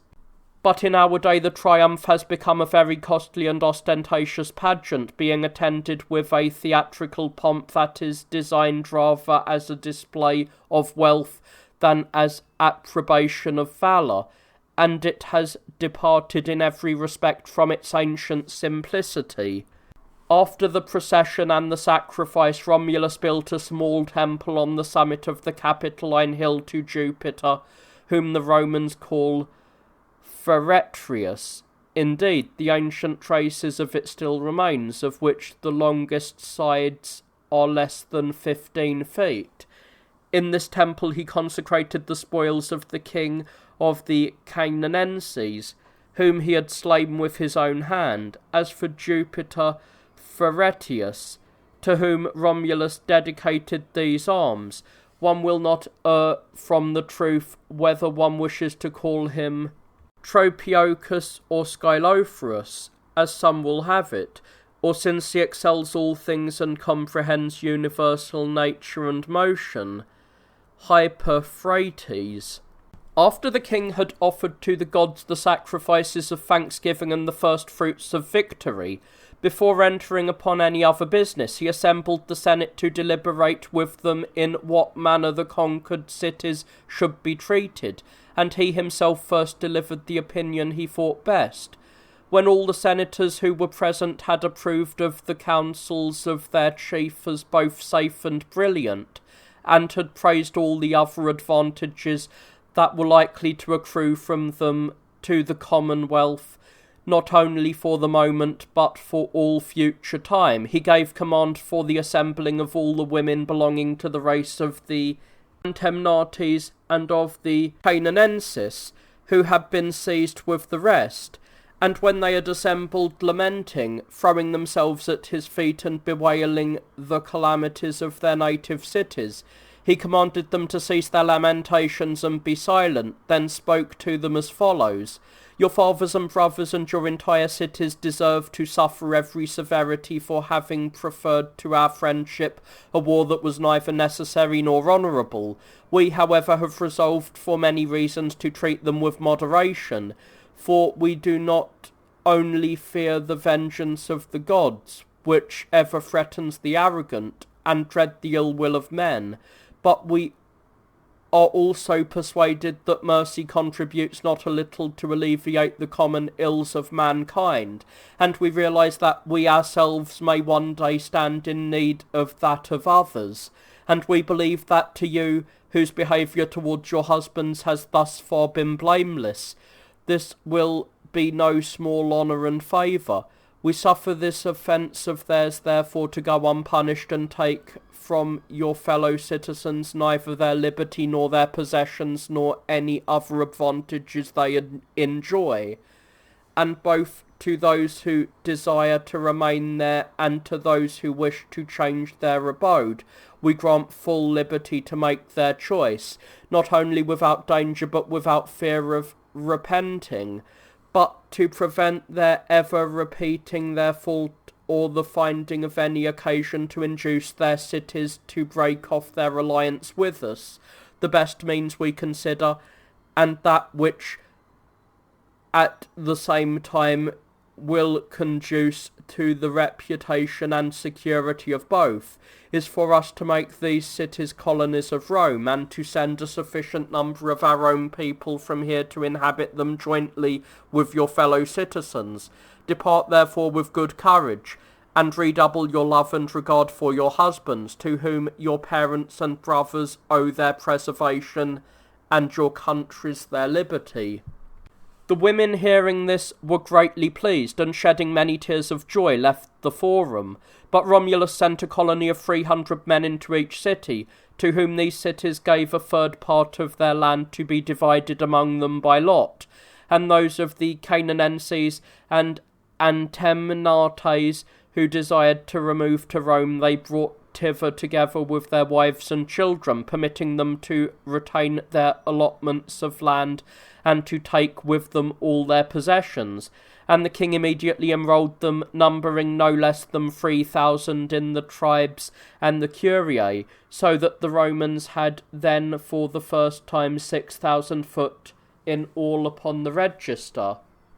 Thus Caenania and Antemnia, knowing considerable cities, whose inhabitants were of Greek origin, for the Aborigines had taken the cities from the Sicels and occupied them, these Aborigines being, as I have said before, part of those Onotrians who had come out of Arcadia. After this war became Roman colonies. Romulus, having attended to these matters, led his army against the Crustumerians, who were better prepared than the armies of the other cities had been. And after he had reduced them both in a pitched battle and in an assault upon their city, although they had shown great bravery in their struggle, he did not think fit to punish them any further, but made the city also a Roman colony like the two former. Crustumerium was a colony of the Albans sent out many years before the founding of Rome, the fame of the general's valour in war and of his clemency to the conquered being spread through many cities. Many brave men joined him, bringing with them considerable bodies of troops, who mingled with their whole families. From one of these leaders, who came from Tyrrhenia, and whose name was Caelius, one of the hills on which he settled is to this day called the Caelian Hill.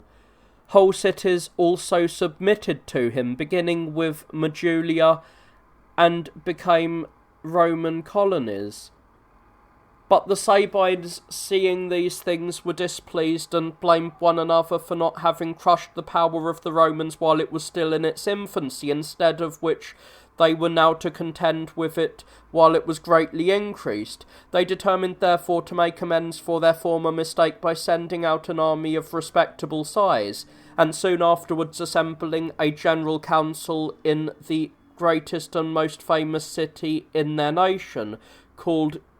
Cures. They voted for the war and appointed Titus, surnamed Tatius, the king of that city, to be their general. After the Sabines had come to this decision, the assembly broke up, and all returned home to their several cities,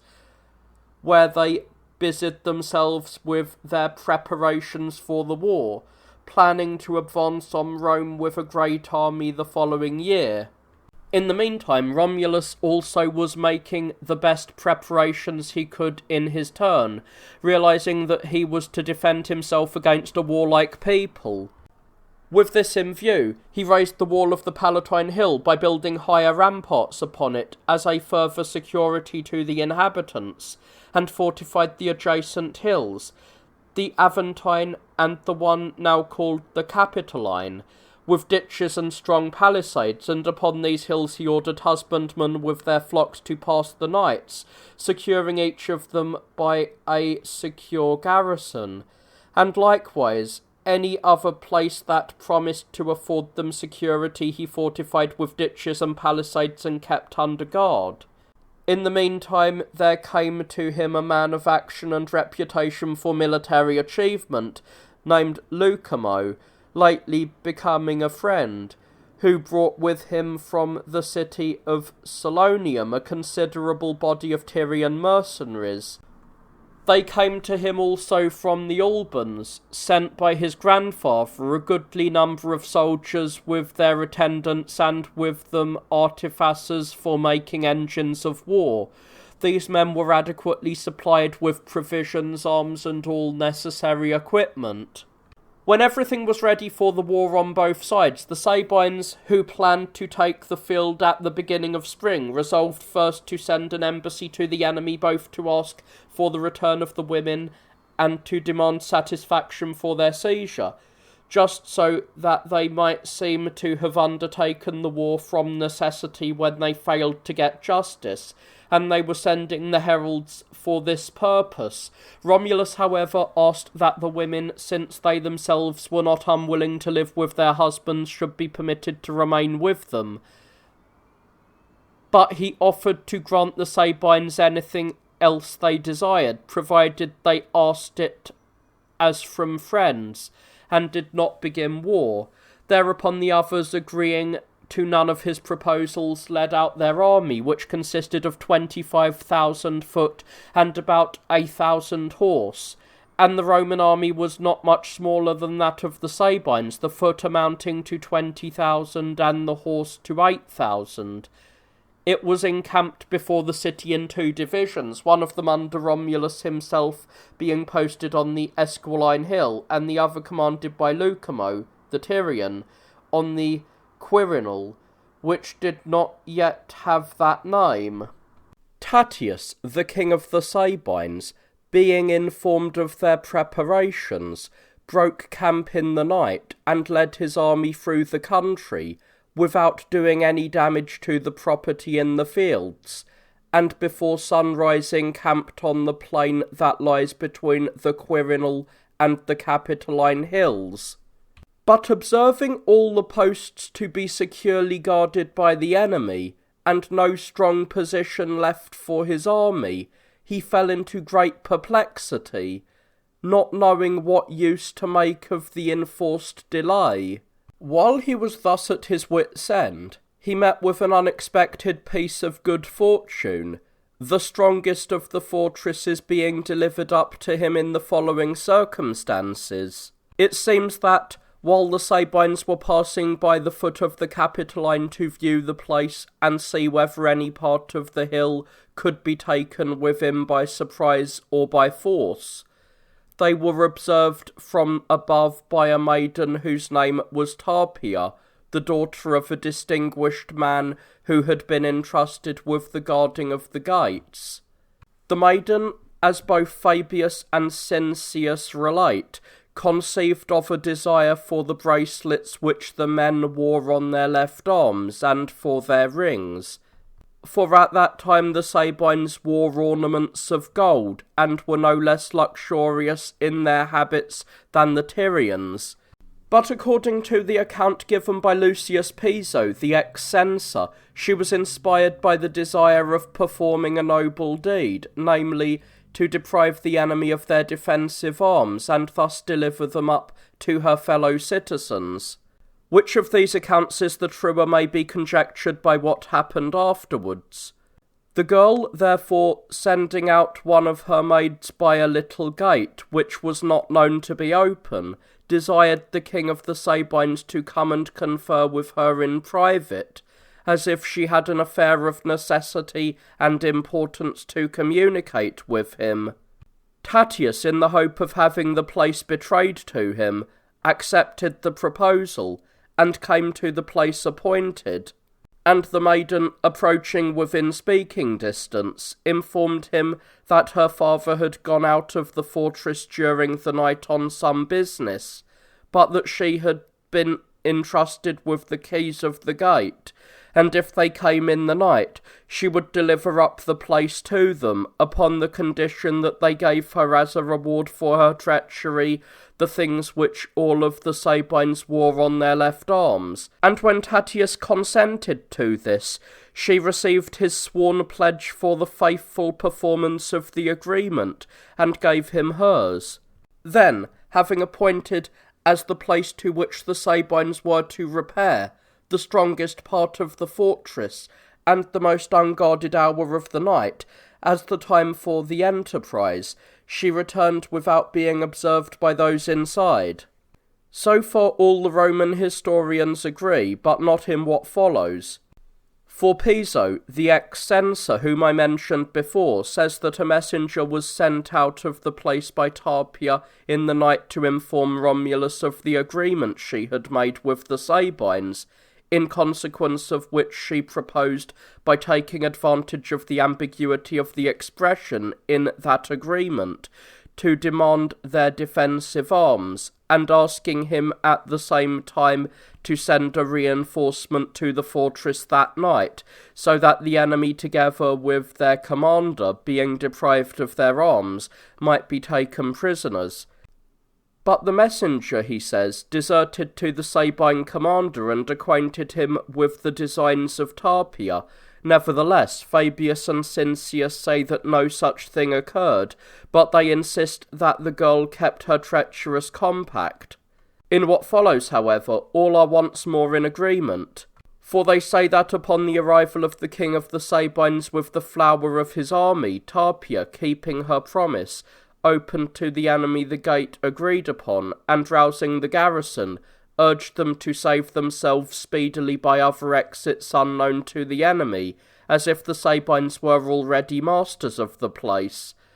That after the flight of the garrison, the Sabines, finding the gates open, possessed themselves of the stronghold, now stripped of its guards, and that Tarpeia, alleging that she had kept her part of the agreement, insisted upon receiving the rewards of her treachery according to the oaths.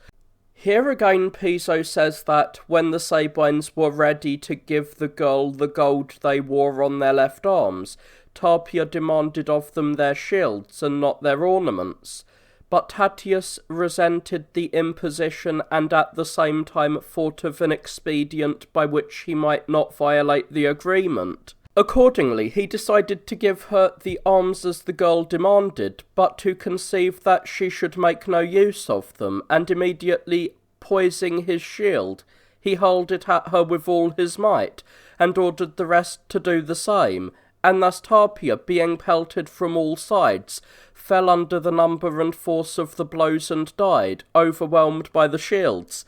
But Fabius attributes this fraud in the performance of the agreement to the Sabines, for they, being obliged by the agreement to give her the gold as she demanded, were angered by the magnitude of the reward, and hurled their shields at her as if they had engaged themselves by their oaths to give her these. But what followed gives the greater appearance of truth to the statement of Piso. For she was honoured with a monument in the place where she fell, and lies buried on the most sacred hill of the city, and the Romans every year perform libations to her. I relate what Piso writes. Whereas, if she had died in betraying her country to the enemy, it is not to be supposed that she would have received any of these honours, either from those whom she had betrayed, or from those who had slain her, but if there had been any remains of her body, they would in the course of time have been dug up and cast out of the city, in order to warn and deter others from committing like crimes. But let every one judge of the matters as he pleases. As for Tatius and the Sabines, having become masters of a strong fortress, and having without any trouble taken the greatest part of the Romans' baggage, they carried on the war thereafter in safety. And as the armies lay encamped at a short distance from each other, and many occasions offered, there were many skirmishes, which were not attended with any great advantage or losses on either side, and there were also 2 very severe pitched battles, in which all the forces were opposed to each other, and there was great slaughter on both sides. For as the time dragged along, they both came to the same resolution, namely, to decide the issue by a general engagement, whereupon leaders of both armies, who were masters of the art of war, as well as common soldiers, trained in many engagements, advanced into the plain that lay between the 2 camps, and performed memorable feats both in attacking and receiving the enemy, as well as rallying and renewing the fight on equal terms.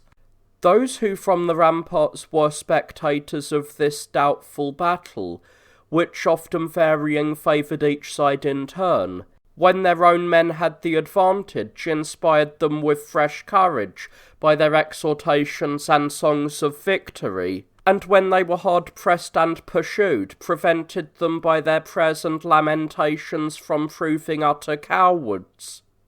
And thanks to these shouts of encouragement and entreaty, the combatants were compelled to endure the perils of the struggle even beyond their strength, and so, after they had thus carried on the contest all the day without a decision, darkness now coming on, they both gladly retired to their own camps. But on the following days they buried their dead, took care of the wounded, and reinforced their armies. Then, resolving to engage in another battle, they met again in the same plain as before, and fought until the night. In this battle, when the Romans had the advantage on both wings, the right was commanded by Romulus himself, and the left by Lucumo the Tyrian. But in the centre the battle remained as yet undecided. One man prevented the utter defeat of the Sabines and rallied their wavering forces to renew the struggle with the victors. This man, whose name was Metius Curtius, was of great physical strength and courageous in action, but he was famous especially for his contempt of all fear and danger. He had been appointed to the command of those fighting in the centre of the line, and was victorious over those who opposed him. But wishing to restore the battle in the wings also, where the Sabine troops were by now in difficulties, and being forced back, he encouraged those about him, and pursuing such of the enemy's forces as were fleeing and scattered, he drove them back to the gates of the city. This obliged Romulus to leave the victory but half completed, and to return and make a drive against the victorious troops of the enemy. Upon the departure of Romulus with his forces, those of the Sabines who had been in trouble were once more upon equal terms with their opponents, and the whole danger was now centred around Curtius and his victorious troops. For some time the Sabines received the onset of the Romans and fought brilliantly, but when large numbers joined in attacking them, they gave way and began to seek safety in their camp, Curtius amply securing their retreat, so that they were not driven back in disorder, but retired without precipitation. For he himself stood his ground fighting and awaited Romulus as he approached. And there ensued a great and glorious engagement between the leaders themselves as they fell upon each other. But at last Curtius, having received many wounds and lost much blood, retired by degrees until he came to a deep lake in his rear, which it's difficult for him to make his way around, his enemies being massed on all sides of it, and impossible to pass through by reason of the quantity of mud on the marshy shore surrounding it, and the depth of the water that stood in the middle. When he came to the lake, he threw himself into the water, armed as he was, and Romulus, supposing that he would immediately perish in the lake, moreover it was not possible to pursue him through so much mud and water, turned upon the rest of the Sabines, but Curtius with great difficulty got safely out of the lake after a time without losing his arms, and was led away to the camp. This place is now filled up, but it is called from this incident the Lake Curtius, being about in the middle of the Roman Forum. Romulus, while pursuing the others, had drawn near the Capitoline and had great hopes of capturing the stronghold, but being weakened by many other wounds, and stunned by a severe blow from a stone, which was hurled from the heights and hit him on the temple, he was taken up half dead by those about him, and carried inside the walls. When the Romans no longer saw their leader, they were seized with fear, and the right wing turned to flight. But the troops that were posted on the left with Lucamo stood their ground for some time, encouraged by their leader, a man most famous for his warlike prowess, and who had performed many exploits during the course of the war. But when he in his turn was pierced through his side with a javelin and fell through weakness, they also gave way, and thereupon the whole Roman army was in flight, and the Sabines, taking courage, pursued them up to the city. But as they were already drawing near the gates, they were repulsed, when the youths whom the king had appointed to guard the walls sallied out against them with their forces fresh. And when Romulus too, who by this time was in some degree recovered from his wound, came out to their assistance with all possible speed, the fortune of the battle quickly turned, and veered strongly to the other side. But those who were fleeing recovered themselves from their late fear on the unexpected appearance of their leader, and reinforcing their lines, no longer hesitated to come to blows with the enemy, while the latter, who by now had been driving the fugitives into the city, and thought there was nothing that could prevent them from taking the city itself by storm, when they saw this sudden and unexpected change, took thought for their own safety. But they found it no easy matter to retreat to their camp, pursued as they were down from a height and through a hollow way, and in this rout they sustained heavy losses, and so, after they had thus fought that day without a decision, and both had met with unexpected turns of fortune, the sun now being near his setting, they parted. But during the following days the Sabines were taking counsel whether they should lead their forces back home, after doing all possible damage to the enemy's country, or should send for another army from home and still hold out obstinately until they should put an end to the war in the most honourable manner. They considered that it would be a bad thing for them to return home with the shame of having effected nothing, or to stay there when none of their attempts succeeded according to their expectations, and to treat with the enemy concerning an accommodation, which they looked upon as the only honourable means of putting an end to the war, they conceived to be no more fitting for them than for the Romans. On the other side, the Romans were not less but even more perplexed than the Sabines on what course to take in the present juncture, for they could not resolve either to restore the women or to retain them, believing that the former course involved an acknowledgment of defeat, and that it would be necessary to submit to whatever else might be imposed upon them, and that the alternative course would necessitate their witnessing many terrible sights as their country was being laid waste, and the flower of their youth destroyed, and if they should treat with the Sabines for peace, they despaired of obtaining any moderate terms, not only for many other reasons, but chiefly because the proud and headstrong treat an enemy who resorts to courting them not with moderation, but with severity. While both sides were consuming the time in these considerations, neither daring to renew the fight nor treating for peace, the wives of the Romans who were of the Sabine race, and the cause of the war, assembling in one place apart from their husbands, and consulting together, determined to make the first overtures themselves to both armies concerning an accommodation. The one who proposed this measure to the rest of the women was named Hersilia, a woman of no obscure birth among the Sabines. Some say that, though already married, she was seized with the others as supposedly a virgin, but those who give the most probable accounts say that she remained with her daughter of her own free will, for according to them her only daughter was among those who had been seized. After the women had taken this resolution, they came to the Senate, and having obtained an audience, they made long pleas, begging to be permitted to go out to their relations, and declaring that they had many excellent grounds for hoping to bring the two nations together, and establish friendship between them. When the senators who were present in the council with the king heard this, they were exceedingly pleased and looked upon it, in view of their present difficulties, as the only solution.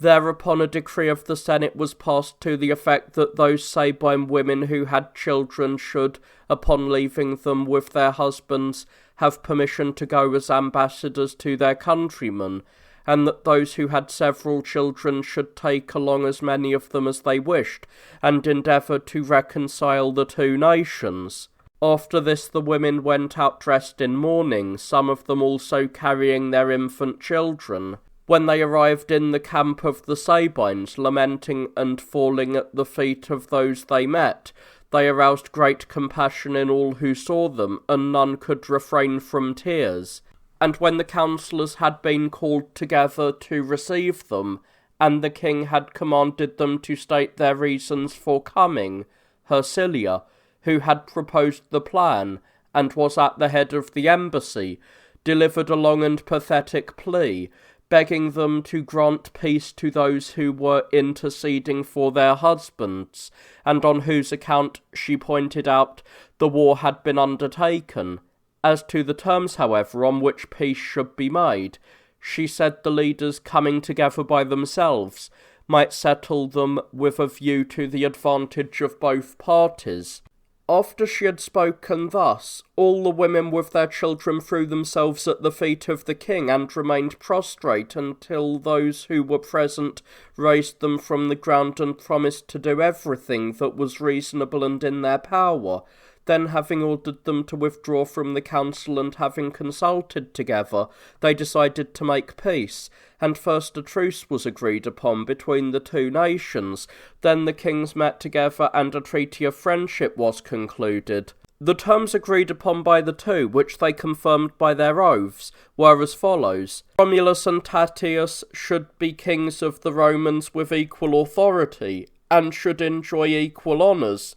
that the city, preserving its name, should from its founder be called Rome, that each individual citizen should as before be called a Roman, but that the people collectively should be comprehended under one general appellation, and from the city of Tatius be called Quirites, and that all the Sabines who wished might live in Rome, joining in common rights with the Romans and being assigned to tribes and curia.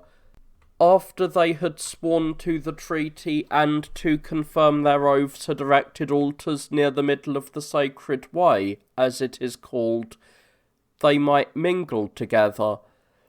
And all the commanders returned home with their forces except Tatius, the king, and 3 persons of the most illustrious families who remained at Rome, and received those honours which their posterity after them enjoyed. These were Voluses, Valerius, and Talus, surnamed Tyrannius, with Metius Curtius, the man who swam across the lake with his arms, and with them there remained also their companions, relations, and clients, no fewer in number than the former inhabitants. Everything being thus settled, the kings thought proper, since the city had received a great increase of people, to double the number of the patricians by adding to the most distinguished families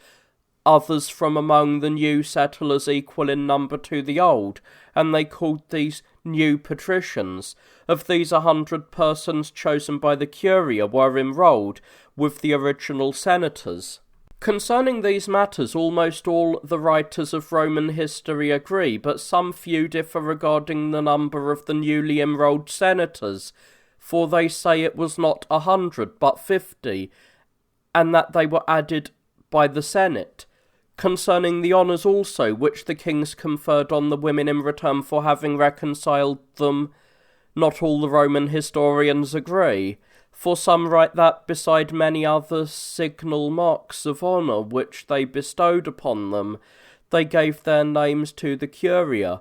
which were 30, as I have said, that being the number of the women who went upon the embassy. But Terentius Varro does not agree with them in this particular, for he says that Romulus gave the names to the Curia earlier than this,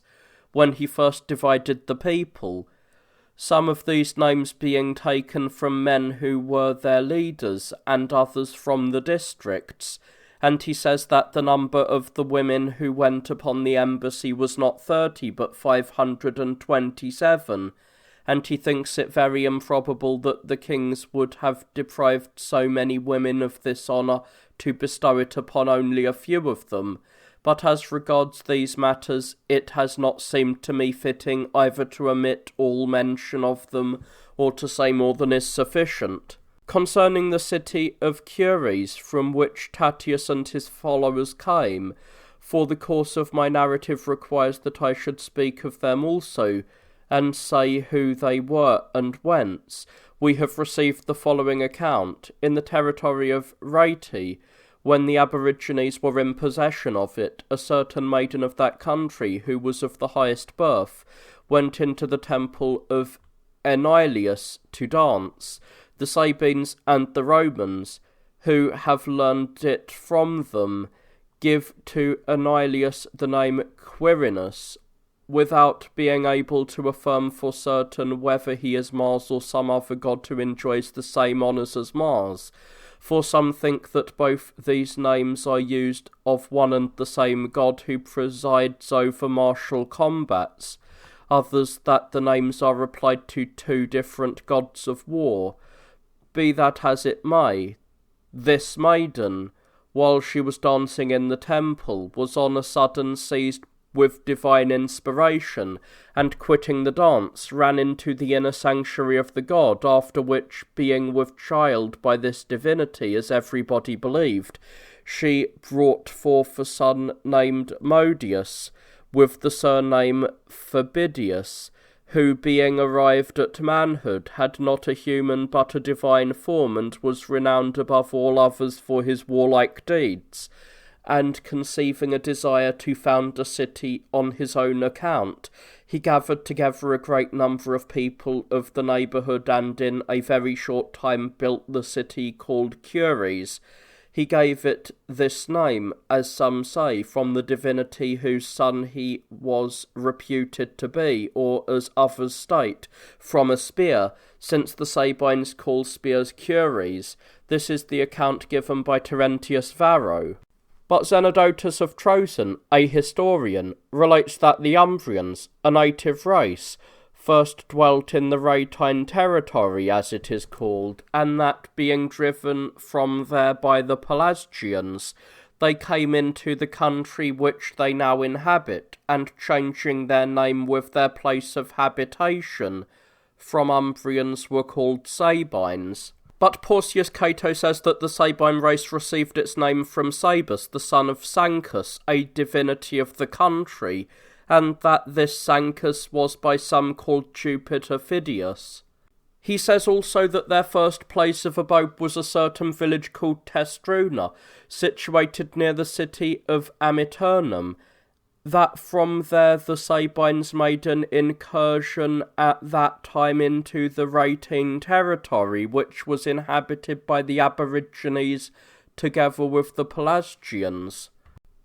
and took their most famous city, Cutiliae, by force of arms, and occupied it, and that sending colonies out of the Rhatine territory. They built many cities in which they lived without fortifying them, among others the city called Cures. He further states that the country they occupied was distant from the Adriatic about 280 stades and from the Tyrian Sea a little less than 1,000 stades. There is also another account given of the Sabines in the native histories to the effect that a colony of Lacedaemonians settled among them at the time when Lycurgus, being guardian to his nephew Eunomus, gave his laws to Sparta, for the story goes that some of the Spartans, disliking the severity of his laws and separating from the rest, quitted the city entirely, and after being borne through a vast stretch of sea, made a vow to the gods to settle in the first land they should reach, for a longing came upon them for any land whatsoever. At last they made that part of Italy which lies near the Pometine plains, and they called the place where they first landed Feronia, in memory of their being borne through the sea, and built a temple owing to the goddess Feronia, to whom they had addressed their vows. This goddess, by the alteration of one letter, they now call Feronia, and some of them, setting out from thence, settled among the Sabines. It is for this reason they say that many of the habits of the Sabines are Spartan, particularly their fondness for war, and their frugality, and a severity in all the actions of their lives. But this is enough about the Sabine race. Romulus and Tatius immediately enlarged the city by adding to it 2 other hills, the Quirinal, as it is called, and the Caelian, and separating their habitations. Each of them had his particular place of residence. Romulus occupied the Palatine and Caelian hills, the later being next to the Palatine, and Tatius the Capitoline hill, which he had seized in the beginning, and the Quirinal, and cutting down the wood that grew on the plain at the foot of the Capitoline, and filling up the greater part of the lake, which, since it lay in a hollow, was kept well supplied by the waters that came down from the hills. They converted the plain into a forum, which the Romans continue to use even now. There they held their assemblies, transacting their business in the temple of Vulcan, which stands a little above the forum. They built temples also, and consecrated altars to those gods to whom they had addressed their vows during the battles. Romulus to Jupiter Stator, near the Porta Mungonia, as it is called, which leads to the Palatine Hill from the Sacred Way, because this god had heard his vows, and had caused his army to stop in its flight, and to renew the battle. And Tatius to the sun and the moon, to Saturn and to Rhea, and, beside these, to Vesta, Vulcan, Diana, Enilius, and to other gods whose names are difficult to be expressed in the Greek language. And in every curia he dedicated tables to Juno called Quirites, which remain even to this day. For 5 years then the kings reigned together in perfect harmony, during which time they engaged in one joint undertaking, the expedition against the Camarine. For these people, who kept sending out bands of robbers and doing great injury to the country of the Romans, would not agree to have the case submitted to judicial investigation, though often summoned by the Romans to do so. After conquering the Camarine in a pitched battle, for they came to blows with them, and later besieging and taking their town by storm, they disarmed the inhabitants and deprived them of 1/3 of their land, which they divided among their own people. And when the Camerini proceeded to harass the new settlers, they marched out against them, and having put them to flight, divided all their possessions among their own people, but permitted as many of the inhabitants as wished to do so to live at Rome. These amounted to about 4,000, whom they distributed among the curia, and they made their city a Roman colony. Cameria was a colony of the Albans planted long before the founding of Rome, and anciently one of the most celebrated habitations of the Aborigines. But in the 6th year the government of the city devolved once more upon Romulus alone, Tatius having lost his life as the result of a plot which the principal men of Lavinium formed against him. The occasion for the plot was this. Some friends of Tatius had led out a band of robbers into the territory of the Lavians, where they seized a great many of the effects and drove away their herds of cattle, killing or wounding those who came to the rescue. Upon the arrival of an embassy from the injured to demand satisfaction, Romulus decided that those who had done the injury should be delivered up for punishment to those they had wronged. Tatius, however, espousing the cause of his friends, would not consent that any persons should be taken into custody by their enemies before trial, and particularly Roman citizens by outsiders, but ordered those who complained that they had been injured to come to Rome and proceed against the others according to law. The ambassadors, accordingly, having failed to obtain any satisfaction, went away full of resentment, and some of the Sabines, incensed at their action, followed them and set upon them while they were asleep in their tents, which they had pitched near the road, when evening overtook them, and not only robbed them of their money, but cut the throats of all they found still in their beds. Those, however, who perceived the plot promptly and were able to make their escape got back to their city. After this, ambassadors came, both from Lavinium and from many cities, complaining of the lawless deed, and threatening war if they should not obtain justice. This violence committed against the ambassadors appeared to Romulus, as indeed it was, a terrible crime, and one calling for speedy expiation, since it had been in violation of a sacred law, and finding that Tatius was making light of it, he himself, without further delay, caused those who had been guilty of the outrage to be seized and delivered up in chains to the ambassadors to be led away. But Tatius not only was angered at the indignity which he complained he had received from his colleague in the delivering up of the men,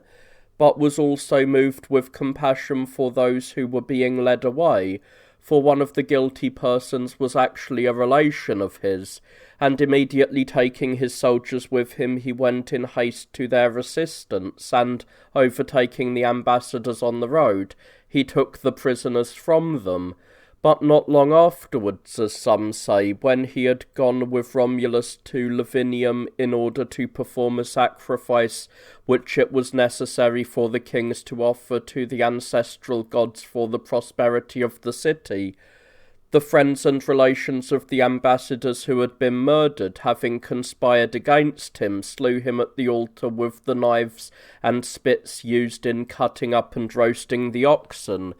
But Licinius writes that he did not go with Romulus, nor indeed on account of any sacrifices, but that he went alone, with the intention of persuading those who had received the injuries to forgive the authors of them, and that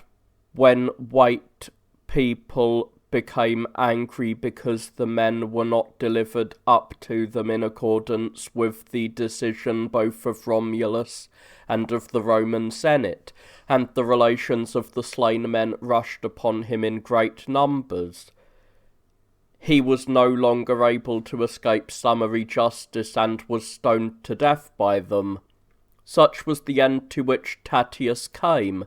after he had warred against Romulus for 3 years, and had been his colleague for 5.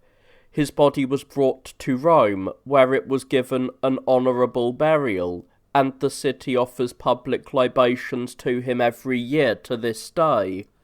But Romulus, now established for the second time as sole ruler, expiated the crime committed against the ambassadors by forbidding those who had perpetrated the outrage the use of fire and water, for upon the death of Tatius they had all fled from the city. After that he brought to trial the Lavinians who had conspired against Tatius and who had been delivered up by their own city, and when they seemed to plead with considerable justice that they had but avenged violence with violence, he freed them of the charge. After he had attended to these matters, he led out his army against the city of Fidenae, which was situated 40 stades from Rome, and was at that time both large and populous. For on an occasion when the Romans were oppressed by famine and provisions which the people of Crustumerium had sent to them were being brought down the river in boats, the Fidentates crowded aboard the boats in great numbers, seized the provisions and killed some of the men who defended them, and when called upon to make satisfaction they refused to do so. Romulus, incensed at this, made an incursion into their territory with a considerable force, and having possessed himself of a great quantity of booty, was preparing to lead his army home, but when the Fidentates came out against him, he gave them battle. After a severe struggle in which many fell on both sides, the enemy were defeated and put to flight, and Romulus, following close upon their heels, rushed inside the walls along with the fugitives. When the city had been taken at the first assault, he punished a few of the citizens and left a guard of 300 men there, and taking from the inhabitants a part of their territory, which he divided among his own people, he made this city also a Roman colony. It had been founded by the Albans at the same time when Nomentum and Crusterium were founded, 3 brothers having been the leaders of the colony, of whom the eldest built Fidenae. After this war, Romulus undertook another against the Camarine, who had attacked the Roman colonists in the midst of them, while the city of Rome was suffering from a pestilence. It was this situation in particular that encouraged the Camarine, and believing that the Roman nation would be totally destroyed by the calamity, they killed some of the colonists and expelled the rest. In revenge for this, Romulus, after he had a second time made himself master of the city, put to death the authors of the revolt and permitted his soldiers to plunder the city. And he also took away half the land beside that which had been previously granted to the Roman settlers, and having left a garrison in the city sufficient to quell any future uprising of the inhabitants, he departed with his forces. As the result of this expedition, he celebrated a second triumph, and out of the spoils he dedicated a chariot and 4 in bronze to Vulcan, and near it he set up his own statue with an inscription in Greek characters setting forth his deeds. The third war Romulus engaged in was against the most powerful city of the Tyrian race at the time, called Veii, distant from Rome about 100 stades. It is situated on a high and craggy rock, and is as large as Athens. The Veientes made the taking of Fidenae the pretext for this war, and sending ambassadors they bade the Romans withdraw their garrison from that city and restore to its original inhabitants the territory they had taken from them and were now occupying. And when their demand was not heeded, they took to the field with a great army and established their camp in a conspicuous place near Fidenae. Romulus, however, having received advance information of their march, had set out with the flower of his army and lay ready at Fidenae to receive them. When all their preparations were made for the struggle, both armies advanced into the plain and came to grips, and they continued fighting with great ardour for a long time until the coming on of night parted them, after they had proved themselves evenly matched in the struggle. This was the course of the first battle. But in a second battle, which was fought not long afterwards, the Romans were victorious as the result of the strategy of their general, who had occupied in the night a certain height not far distant from the enemy's camp, and placed there in ambush the choicest both of the horse and foot that had come to him from Rome since the last action. The two armies met in the plain and fought in the same manner as before, but when Romulus raised the signal to the troops that lay in ambush on the height, these, raising the battle cry, rushed upon the Veientines from the rear, and being themselves fresh while the enemy was fatigued, they put them to flight with no great difficulty. Some few of them were slain in battle, but the greater part, throwing themselves into the river Tiber, which flows by Fidenae, with the intention of swimming across the river, were drowned, for being wounded and spent with labour, they were unable to swim across, while others, who did not know how to swim, and had not looked ahead, having lost all presence of mind in the face of danger, perished in the eddies of the river. If now the Veientines had realised that their first plans had been ill-advised, and had remained quiet after this, they would have met with no greater misfortune. But as it was, hoping to repair their former losses, and believing that if they attacked with a larger force, they would easily conquer in the war, they set out a second time against the Romans with a large army, consisting both of the levy from the city itself, and of others of the same race who in virtue of their league came to their assistance. Upon this another severe battle was fought near Fidenae, in which the Romans were victorious, after killing many of the Veientines and taking more of them prisoners. Even their camp was taken, which was full of money, arms, and slaves, and likewise their boats, which were laden with great stores of provisions, and in these the multitude of prisoners were carried down the river to Rome.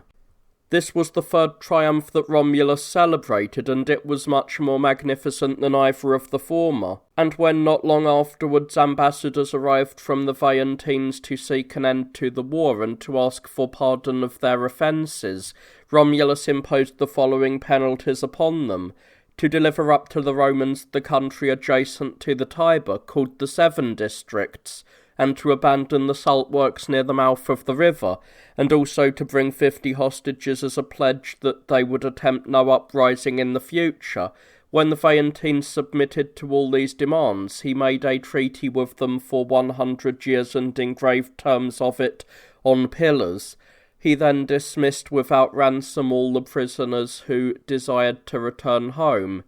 but those who preferred to remain in Rome, and these were far more numerous than the others, he made citizens, distributing them among the curia and assigning to them allotments of land on this side of the Tiber. These are the memorable wars which Romulus waged. His failure to subdue any more of the neighbouring nations seems to have been due to his sudden death, which happened while he was still in the vigour of his age for warlike achievements.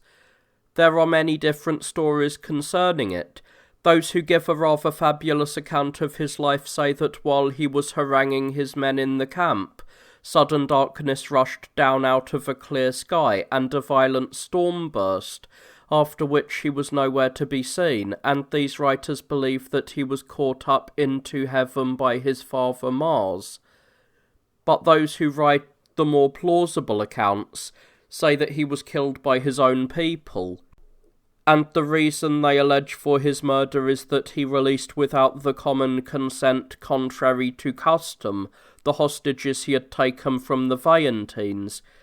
and that he no longer comported himself in the same manner towards the original citizens and those who were enrolled later, but showed greater honour to the former and slighted the later, and also because of his great cruelty in the punishment of delinquents. For instance, he had ordered a group of Romans who were accused of brigandage against the neighbouring peoples to be hurled down the precipice, after he had sat alone in judgment upon them, although they were neither of mean birth nor few in number, but chiefly because he now seemed to be harsh and arbitrary, and to be exercising his power more like a tyrant than a king. For these reasons, they say, the patricians formed a conspiracy against him and resolved to slay him, and having carried out the deed in the Senate House, they divided his body into several pieces, that it might not be seen, and then came out, each one hiding his part of the body under his robes, and afterwards burying it in secret. Others say that while haranguing the people he was slain by the new citizens of Rome, and that they undertook the murder at the time when the rain and the darkness occurred, the assembly of the people being then dispersed, and their chief left without his guard. And for this reason they say the date on which this event happened got its name from the flight of the people, and is called Populi Fugia down to our times. Be that as it may, the incidents that occurred by the direction of heaven in connection with this man's conception and death would seem to give no small authority to the views of those who make gods of mortal men, and place the souls of illustrious persons in heaven. For they say that at the time when his mother was violated, whether by some man or by a god, there was a total eclipse of the sun, and a general darkness in the night covered the earth, and that at his death the same thing happened. Such then is reported to have been the death of Romulus, who built Rome and was chosen by her citizens as their first king. He left no issue,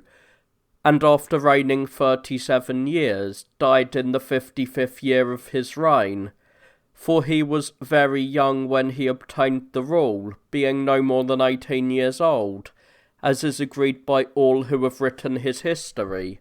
The following year there was no king of the Romans elected, but a certain magistracy, called by them an interregnum, had the oversight of public affairs, being created in much the following manner. The patricians, who had been enrolled in the Senate under Romulus, being, as I have said, 200 in number, were divided into decuria. Then, when lots had been cast, the first 10 persons upon whom the lot fell were invested by the rest with the absolute rule of the state. They did not, however, all reign together, but successively, each for 5 days, during which time they had both the rods and the other insignia of the royal power. The first, after his power had expired, handed over the government to the second, and he to the third, and so on to the last, after the first 10 had reigned their appointed time of 50 days. 10 others received the rule from them, and from those in turn others. But presently the people decided to abolish the rule of the decuriae, being irked by all the changes in power, since the men did not all have either the same purposes or the same natural abilities. Thereupon the senators, calling the people together in assembly by tribes and curia, permitted them to consider the form of government and determine whether they wished to entrust the public interest to a king or to an annual magistrate. The people, however, did not take the choice upon themselves, but referred the decision to the Senate. intimating that they would be satisfied with whichever form of government the others should approve of. The senators all favoured establishing a monarchical form of government, but strife arose over the question from which group the future king should be chosen, for some thought that the one who was to govern the Commonwealth ought to be chosen from among the original senators, and others that he should be chosen from among those who had been admitted afterwards, and whom they called the new senators. The contest being drawn out to a great length, they at last reached an agreement on the basis that one of two courses should be followed. Either the older senators should choose the king, who must not however be one of themselves, but might be anyone else whom they should regard as most suitable, or the new senators should do the same. The older senators accepted the right of choosing, and after a long consultation among themselves, decided that, since by their agreement they themselves were excluded from the sovereignty, they would not confer it on any of the newly appointed senators either, but would find some man from outside who would espouse neither party, and declare him king, as the most effectual means of putting an end to party strife. After they had come to this resolution, they chose a man of the Sabine race, the son of Pompilius Pompon, a person of distinction whose name was Numa. He was in that stage of life, being nearly 40, in which prudence is the most conspicuous, and of an aspect full of royal dignity, and he enjoyed the greatest renown for wisdom, not only among the citizens of Cures, but among all the neighbouring peoples as well. After reaching this decision, the senators assembled the people, and that one of their number, who was the Interrex, coming forward, told them that the senators had unanimously resolved to establish a monarchical form of government, and that he, having been empowered to decide who should succeed to the rule, chose Numa Pompilius as king of the state. After this he appointed ambassadors from among the patricians, and sent them to conduct Numa to Rome, that he might assume the royal power. This happened in the 3rd year of the 16th Olympiad, at which Pythagoras, a Lacedaemonian, won the foot race. Up to this point, then, I have nothing to allege in contradiction to those who have published the history of this man, but in regard to what follows, I am at a loss what to say, for many have written that Numa was a disciple of Pythagoras, and that he was chosen king by the Romans while he was studying philosophy at Croton, but the date of Pythagoras contradicts this account, since he was not merely a few years younger than Numa, but actually lived 4 whole generations later, as we learn from universal history, for Numa succeeded to the sovereignty of the Romans in the middle of the 16th Olympiad, whereas Pythagoras resided in Italy after the 15th Olympiad. But I can advance yet a stronger argument to prove that the chronology is incompatible with the reports handed down about Numa, and that is, that at the time when he was called to the sovereignty of the Romans, the city of Croton did not yet exist, for it was not until 4 whole years after Numa had begun to rule the Romans that Marcellus founded this city in the 3rd year of the 17th Olympiad. Accordingly, it was impossible for Numa either to have studied philosophy with Pythagoras the Samian, who flourished 4 generations after him, or to have resided in Croton, a city as yet not in existence when the Romans called him to the sovereignty. But if I may express my own opinion, those who have written his history seem to have taken these 2 admitted facts, namely the residence of Pythagoras in Italy, and the wisdom of Numa, for he has been allowed by everybody to have been a wise man, and combining them, to have made Numa a disciple of Pythagoras, without going on to inquire whether they both flourished at the same period, unless, indeed, one is going to assume that there was another Pythagoras who taught philosophy before the Samian, and that with him Numa associated. But I do not know how this could be proved, since it is not supported, so far as I know, by the testimony of any author of note, either Greek or Roman,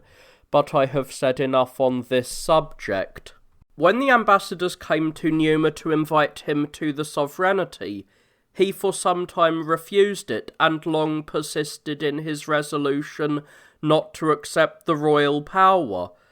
But when his brothers kept urging him incessantly, and at last his father argued that the offer of so great an honour ought not to be rejected, he consented to become king.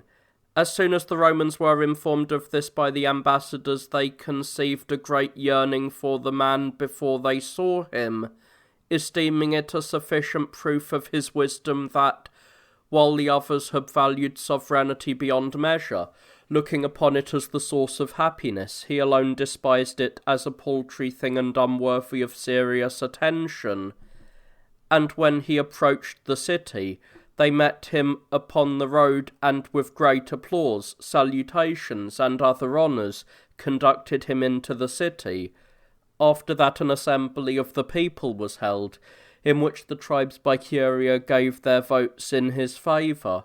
and when the resolution of the people had been confirmed by the patricians, and, last of all, the augurs had reported that the heavenly signs were auspicious, he assumed the office. The Romans say that he undertook no military campaign, but that, being a pious and just man, he passed the whole period of his reign in peace, and caused the state to be most excellently governed. They relate also many marvellous stories about him, attributing his human wisdom to the suggestions of the gods, for they fabulously affirm that a certain nymph, Egeria, used to visit him and instruct him on each occasion in the art of reigning, though others say that it was not a nymph, but one of the Muses, and this they claim became clear to everyone, for when people were incredulous at first, as may well be supposed, and regarded the story concerning the goddess as an invention, he, in order to give the unbelievers a manifest proof of his converse with the divinity, did as follows, pursuant to her instructions. He invited to the house where he lived a great many of the Romans, all men of worth, and having shown them his apartments, very meanly provided with furniture and particularly lacking in everything that was necessary to entertain a numerous company, he offered them to depart for the time being, but invited them to dinner in the evening, and when they came at the appointed hour, he showed them rich couches and tables laden with a multitude of beautiful cups, and when they were at table, he set before them a banquet consisting of all sorts of viands, such a banquet indeed as it would not have been easy for any man in those days to have prepared in a long time. The Romans were astonished at everything they saw, and from that time they entertained a firm belief that some goddess held converse with him. But those who banish everything that is fabulous from history say that the report concerning Egeria was invented by Numa to the end that, when once the people were possessed with a fear of the gods, they might more readily pay regard to him and willingly receive the laws he should enact as coming from the gods. They say that in this he followed the example of the Greeks, emulating the wisdom both of Minos the Cretan and of Lycurgus the Lacedaemonian, for the former of these claimed to hold converse with Zeus, and going frequently to the Dictaean mountain, in which the Cretan legends say that the newborn Zeus was brought up by the curates. He used to descend into the holy cave, and having composed his laws there, he would produce them, affirming that he had received them from Zeus, and Lycurgus, paying visits to Delphi, said he was forming his code of laws under the instruction of Apollo, but as I am sensible that to give a particular account of the legendary histories, and especially of those relating to the gods, would require a long discussion, I shall omit doing so, and shall relate instead the benefits which the Romans seem to me to have received from this man's rule, according to the information I have derived from their own histories. But first I will show in what confusion the affairs of the state were before he came to the throne. After the death of Romulus, the Senate, being now in full control of the government, and having held the supreme power for 1 year, as I have related, began to be at odds with itself, and to split into factions over questions of preeminence and equality. For the Alban element, who together with Romulus had planted the colony, claimed the right not only of delivering their opinions first and enjoying the greatest honours, but also of being courted by the newcomers. Those, on the other hand, who had been admitted afterwards into the number of the patricians from among the new settlers, thought that they ought not to be excluded from any honours or to stand in an inferior position to the others. This was felt particularly by those who were of the Sabine race, and who, in virtue of the treaty made by Romulus with Tatius, supposed they had been granted citizenship by the original inhabitants on equal terms, and that they had shown the same favour to the former in their turn. The Senate being thus at odds, the clients were also divided into 2 parties, and each joined their respective factions. There were 2 among the plebeians, not a few, lately admitted into the number of the citizens, who, having never assisted Romulus in any of his wars, had been neglected by him, and had received neither a share of land nor any booty. These, having no home, but being poor and vagabonds, were by necessity enemies of their superiors, and quite ripe for revolution. So Numa, having found the affairs of the state in such a raging sea of confusion, first relieved the poor among the plebeians by distributing to them some small part of the land which Romulus had possessed, and of the public land, and afterwards he allayed the strife of the patricians, not by depriving them of anything the founders of the city had gained, but by bestowing some other honours on the new settlers, and having attuned the whole body of the people, like a mystical instrument, to the sole consideration of the public good, and enlarged the circuit of the city by the addition of the Quirinal Hill, for until that time it was still without a wall. He then addressed himself to the other measures of government, labouring to inculcate these 2 things, by the possession of which he conceived the state would become prosperous and great. First, piety, by informing his subjects that the gods are the givers and guardians of every blessing to mortal men, and second, justice, through which he showed them the blessings also which the gods bestow bring honest enjoyment to their possessors. As regards the laws and institutions, by which he made great progress in both of these directions, I do not think it fitting that I should enter into all of the details,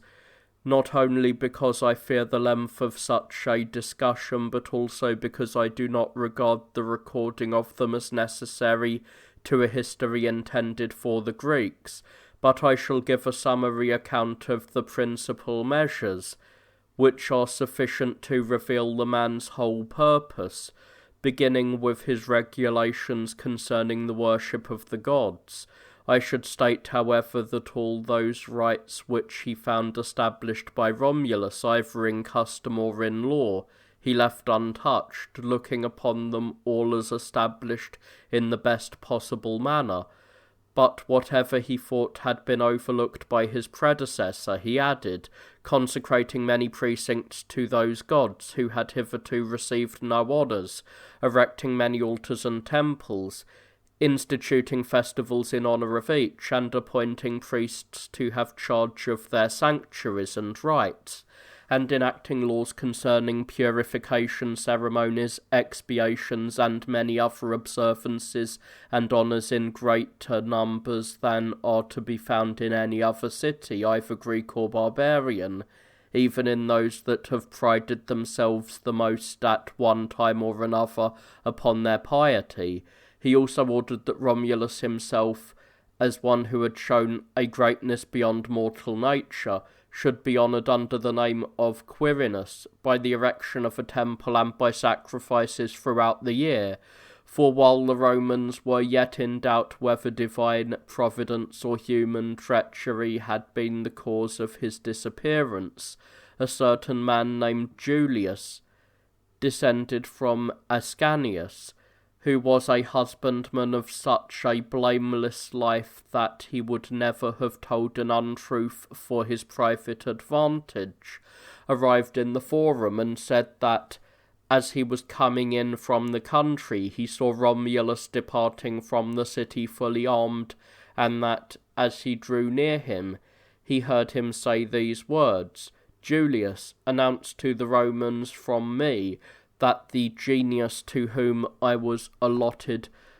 my birth is conducting me to the gods, now that I have finished my mortal life, and that I am Quirinus." Numa, having reduced his whole system of religious laws to writing, divided them into 8 parts, that being the number of the different classes of religious ceremonies. The first division of religious rites he assigned to the 30 Curinos, who, as I have stated, perform the public sacrifices for the Curia. The second to those called by the Greeks Stephanophoroi, or wearers of the crown, and by the Romans Flamens. They are given this name from their wearing caps and fillets, called flamma, which they continue to wear even to this day. The third to the commanders of the Salaris, who, as I have stated, were appointed to be the bodyguards of the king and fought both as cavalry and infantry. For these also performed certain specified religious rites. The fourth to those who interpret the signs sent by the gods and determine what they portend both to private persons and to the public. These, from one branch of the speculations belonging to their art, the Romans call augurs, and we should call them oionopoloi, or soothsayers by means of the birds. They are skilled in all sorts of divination in use among the Romans, whether founded on signs appearing in the heavens, in mid-air, or in the earth. The fifth he assigned to the virgins, who are the guardians of the sacred fire, and who are called Vestals by the Romans, after the goddess whom they serve, he himself having been the first to build the temple at Rome to Vesta, and to appoint virgins to be her priestesses. But concerning them it is necessary to make a few statements that are most essential, since the subject requires it, for there are problems that have been thought worthy of investigation by many Roman historians in connection with this topic, and those authors who have not diligently examined into the causes of these matters have published rather worthless accounts. At any rate, as regards the building of the temple at Vesta, some ascribe it to Romulus, looking upon it as an incontrovertible thing that, when a city was being founded by a man skilled in divination, a public hearth should not have been erected first of all, particularly since the founders have been brought up at Alba, where the temple of this goddess had been established from ancient times, and since his mother had been her priestess. And recognising two classes of religious ceremonies, the one public and common to all the citizens, and the other private and confined to particular families, they declared that on both these grounds Romulus was under every obligation to worship this goddess, for they say that nothing is more necessary for men than a public hearth, and that nothing more nearly concerned Romulus in view of his descent, since his ancestors had brought the sacred rites of this goddess from Ilium, and his mother had been her priestess. Those then who for these reasons ascribe the building of the temple to Romulus rather than to Numa seem to be right, in so far as the general principle is concerned, that when a city is being founded it was necessary for a hearth to be established first of all, particularly by a man who was not unskilled in matters of religion.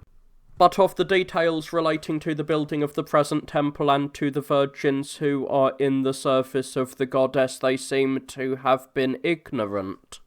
For in the first place it was not Romulus who consecrated to the goddess this place where the sacred fire is preserved. A strong proof of this is that it is outside of what they call Roma Quadrata, which she surrounded with a wall, whereas all men place the shrine of the public hearth in the best part of a city, and nobody places it outside of their walls. And in the second place he did not appoint the services of the goddess to be performed by virgins, being mindful, I believe, of the experience that had befallen his mother, who, while she was serving the goddess, lost her virginity. For he doubtless felt that the remembrance of his domestic misfortunes would make it impossible for him to punish according to the traditional laws any of the priestesses he should find to have been violated.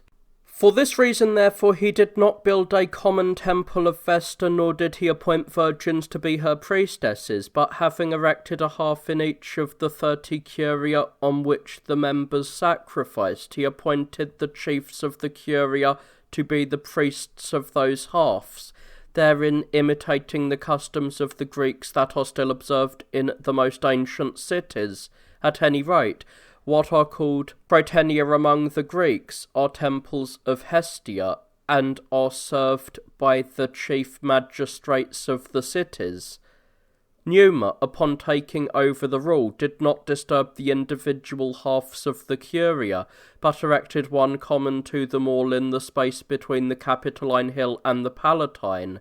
for these hills had already been united by a single wall into one city, and the forum, in which the temple is built, lies between them, and he enacted in accordance with the ancestral custom of the Latins, that the guarding of the holy things should be committed to virgins. There is some doubt, however, what it is that is kept in this temple, and for what reason the care of it has been assigned to virgins, some affirming that nothing is preserved there but the fire, which is visible to everybody, and they very reasonably argue that the custody of the fire was committed to virgins rather than to men, because fire is incorrupt and a virgin is undefiled, and the most chaste of mortal things must be agreeable to the purest of those that are divine, and they regard the fire as consecrated to Vesta because the goddess, being the earth and occupying the central place in the universe, kindles the celestial fires from herself. But there are some who say that beside the fire there are some holy things in the temple of the goddess that may not be revealed to the public, of which only the pontiffs and the virgins have knowledge. As a strong confirmation of this story, they cite what happened at the burning of the temple during the First Punic War between the Romans and the Carthaginians over Sicily. For when the temple caught fire and the virgins fled from the flames, one of the pontiffs, Lucius Caecilius, called Metellus, a man of consular rank, the same who exhibited 138 elephants in the memorable triumph which he celebrated for his defeat of the Carthaginians in Sicily, neglecting his own safety for the sake of the public good, ventured to force his way into the building's burning structure, and snatching up the holy things which the virgins had abandoned, saved them from the fire, for which he received the honours from the state, as the inscription upon his statue on the Capitol testifies. Taking this incident then as an admitted fact, they add some conjectures of their own. Thus some affirm that the objects preserved here are a part of those holy things which were once in Samothrace, that Dardanus removed them out of that island into the city which he himself had built, and that Aeneas, when he fled from the Troad, brought them along with the other holy things into Italy. But others declare that it is the Palladium that fell from heaven, the same that was in the possession of the people of Ilium, for they hold that Aeneas, being well acquainted with it, brought it into Italy,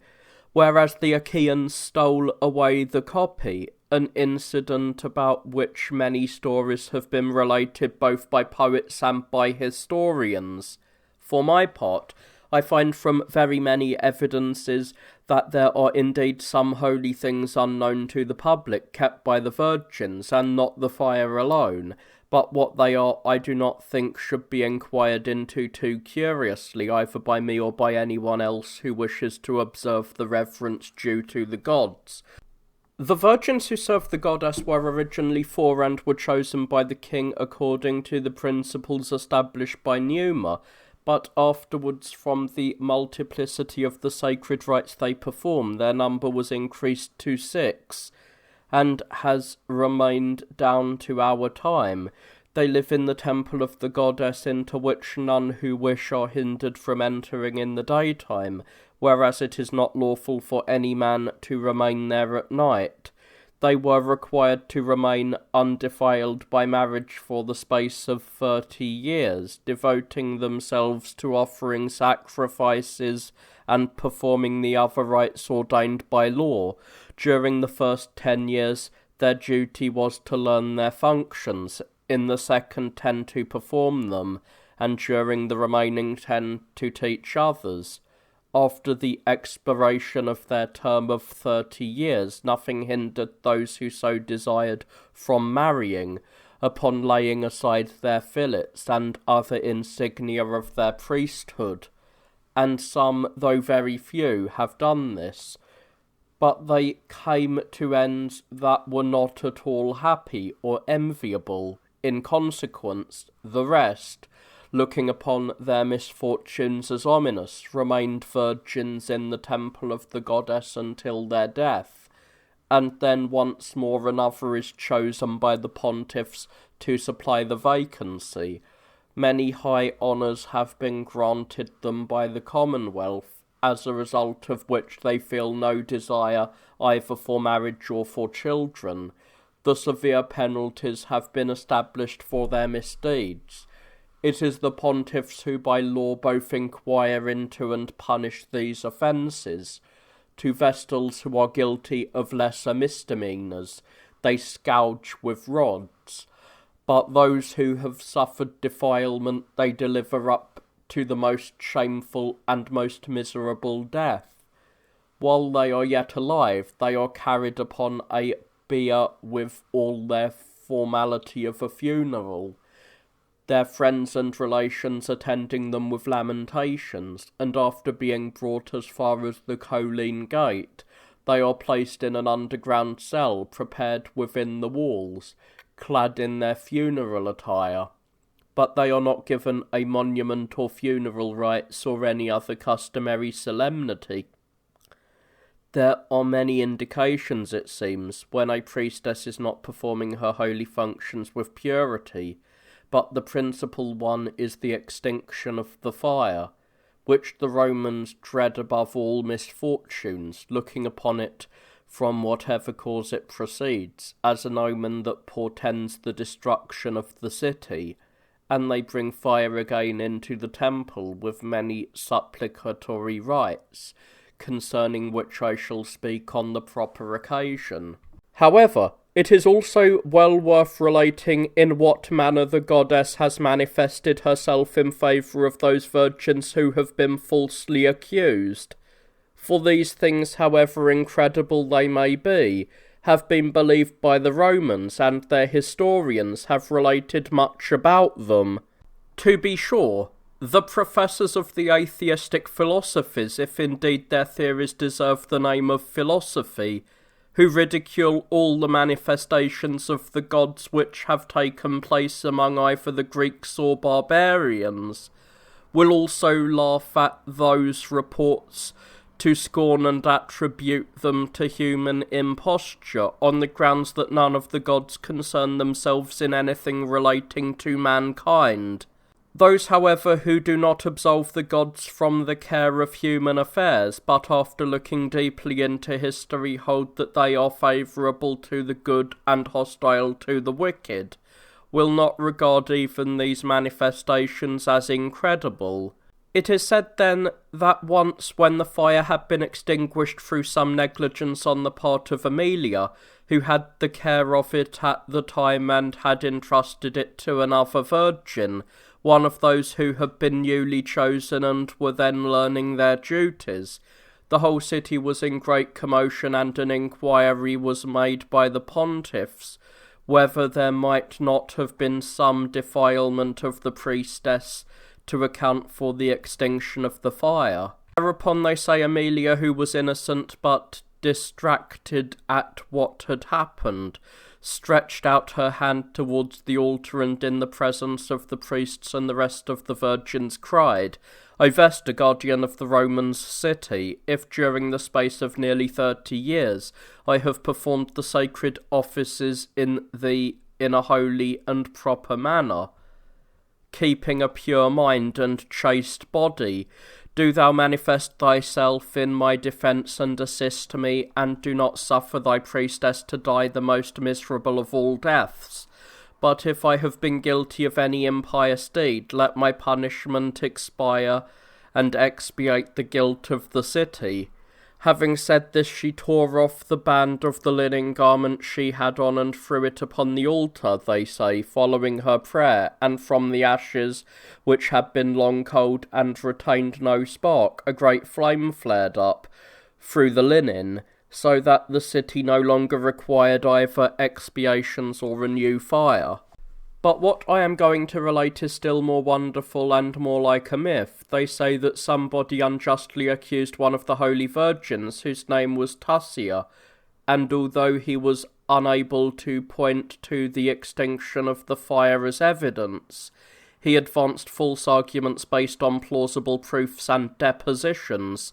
and that the Virgin, being ordered to make her defence, said only this, that she would clear herself from the accusation by her deeds. Having said this and called upon the goddess to be her guide, she led the way to the Tiber, with the consent of the pontiffs, and escorted by the whole population of the city, and when she came to the river, she was so hardy as to undertake the task which, according to the proverb, is among the most impossible of achievements. She drew up water from the river in a sieve, and carrying it as far as the forum, poured it out at the feet of the pontiff,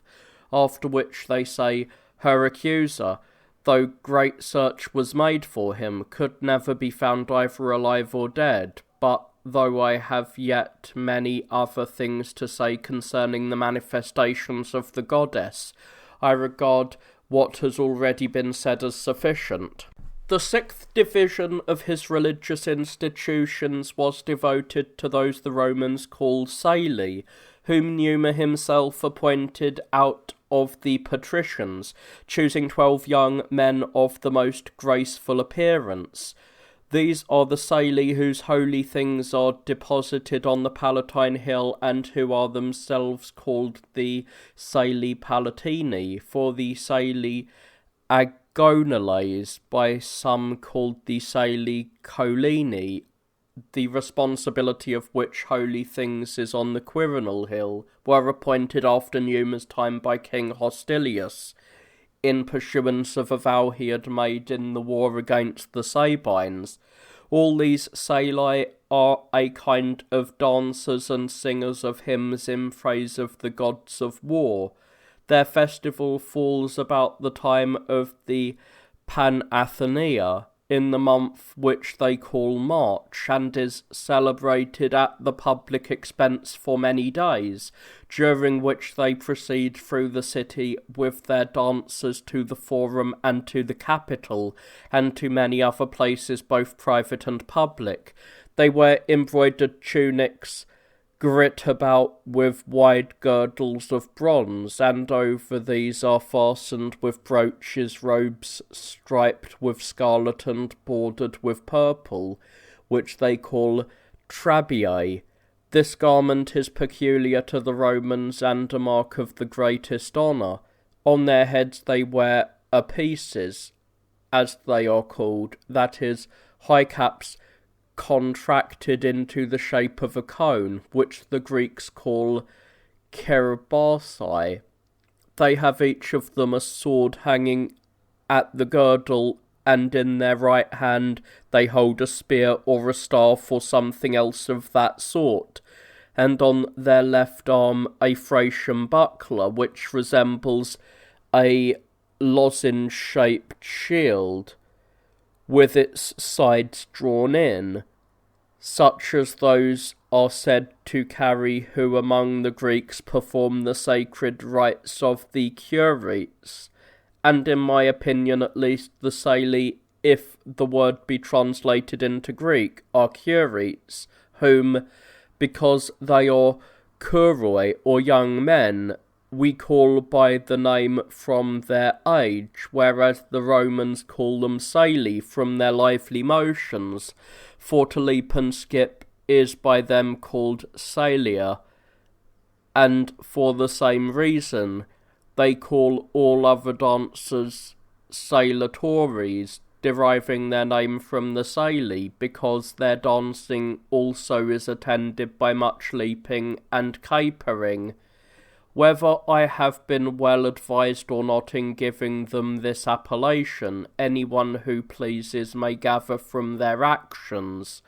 for they execute their movements in arms, keeping time to a flute, sometimes all together, sometimes by turns, and while dancing sing certain traditional hymns. But this dance and exercise performed by armed men, and the noise they make by striking their bucklers with their daggers, if we may base any conjectures on the ancient accounts, was originated by the Curetes. I need not mention the legend which is related concerning them, since almost everybody is acquainted with it. Among the vast number of bucklers which both the Saili themselves bear and some of their servants carry suspended from rods, they say there is one that fell from heaven and was found in the place of Numa, though no one had brought it thither, and no buckler of that shape has ever before been known among the Italians, and that for both these reasons the Romans concluded that this buckler had been sent by the gods. They add that Numa, desiring that it should be honoured by being carried through the city on holy days by the most distinguished young men, and that annual sacrifices should be offered to it,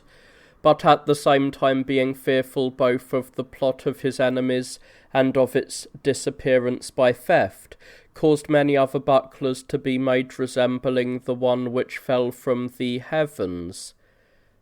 Mamurius, an artificer, having undertaken the work, so that, as a result of the perfect resemblance of the man-made imitations, the shape of the buckler sent by the gods was rendered inconspicuous and difficult to be distinguished by those who might plot to possess themselves of it. The dancing after the manner of the curates was a native institution among the Romans and was held in great honour by them, as I gather from many other indications, and especially from what takes place in their processions both in the circus and in the theatres, for in all of them young men clad in handsome tunics with helmets, swords, and bucklers march in file. These are the leaders of the procession, and are called by the Romans from a game of which the Lydians seem to have been the inventors, Ludinos. They show merely a certain resemblance, in my opinion, to the Saili, since they do not, like the Saili, do any things characteristic of the curates, either in their hymns or dancing, and it was necessary that the Saili should be free men and native Romans, and that both their fathers and mothers should be living, whereas the others are of any condition whatsoever. But why should I say more about them? The 7th division of the sacred institutions was devoted to the College of Fetiales. These may be called in Greek Irenodiki, or arbiters of peace. They are chosen men from the best families, and exercise their holy office for life. King Numa was also the first who instituted this holy magistracy among the Romans, but whether he took his example from those called the Aequicoli, according to the opinion of some, or from the city of Ardea, as Gellius writes, I cannot say. It is sufficient for me to state that before Numa's reign the College of the Fetiales did not exist among the Romans. It was instituted by Numa when he was upon the point of making war on the people of Fidene, who had raided and ravaged his territory, in order to see whether they would come to an accommodation with him without war. And that is what they actually did, being constrained by necessity. But since the College of the Fetiales is not in use among the Greeks, I think it incumbent on me to relate how many and how great the affairs that fall under its jurisdiction are, to the end that those who are unacquainted with the piety practised by the people of those times may not be surprised to find that all their wars had the most successful outcome, for it will appear that the origins and motivations of them all were most holy, and for this reason especially the gods were propitious to them in the dangers that attended war. The multitude of duties, to be sure, that fall within the province of these Fetiales makes it no easy matter to enumerate them all, but to indicate them by a summary outline they are as follows. It is their duty to take care of the Romans that they do not enter upon an unjust war against any city in alliance with them, and if others begin the violation of treaties against them, to go as ambassadors and first make formal demands for justice, and then, if the others refuse to comply with these demands, to sanction war. In like manner, if any people in alliance with the Romans complains of having been injured by them and demands justice, these men are to determine whether they have suffered anything in violation of their alliance, and if they find any complaints well grounded, they are to seize the accused and deliver them up to the injured parties. They are also to take cognizance of the crimes committed against ambassadors, to take care that treaties are religiously observed, to make peace, and if they find that peace has been made otherwise than is prescribed by holy laws, to set it aside, and to inquire into and expiate the transgressions of the generals in so far as they relate to oaths and treaties, concerning which I shall speak in the proper place.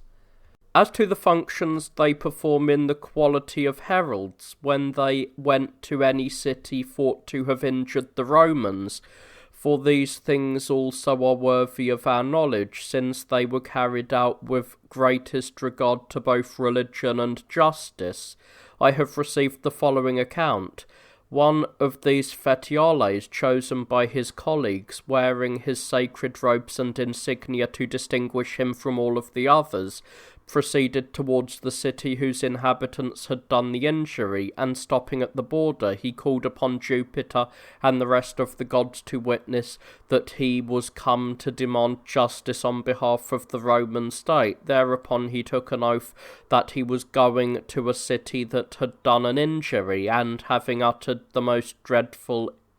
imprecations against himself and Rome, if what he averred was not true, he then entered their borders. Afterwards he called to witness the first person he met, whether it was one of the countrymen or one of the townspeople, and having repeated the same imprecations, he advanced towards the city. And before he entered it, he called to witness in the same manner the gatekeeper or the first person he met at the gates,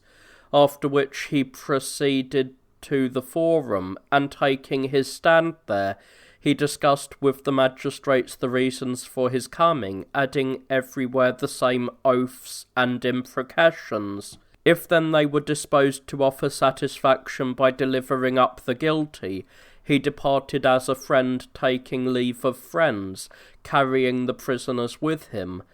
Or if they desired time to deliberate, he allowed them 10 days, after which he returned and waited until they had made this request 3 times. But after the expiration of the 30 days, if the city still persisted in refusing to grant him justice, he called both the celestial and infernal gods to witness and went away, saying no more than this, that the Roman state would deliberate at its leisure concerning these people. Afterwards he, together with the other fetiales, appeared before the Senate and declared that they had done everything that was ordained by holy laws, and that if the senators wished to vote for war,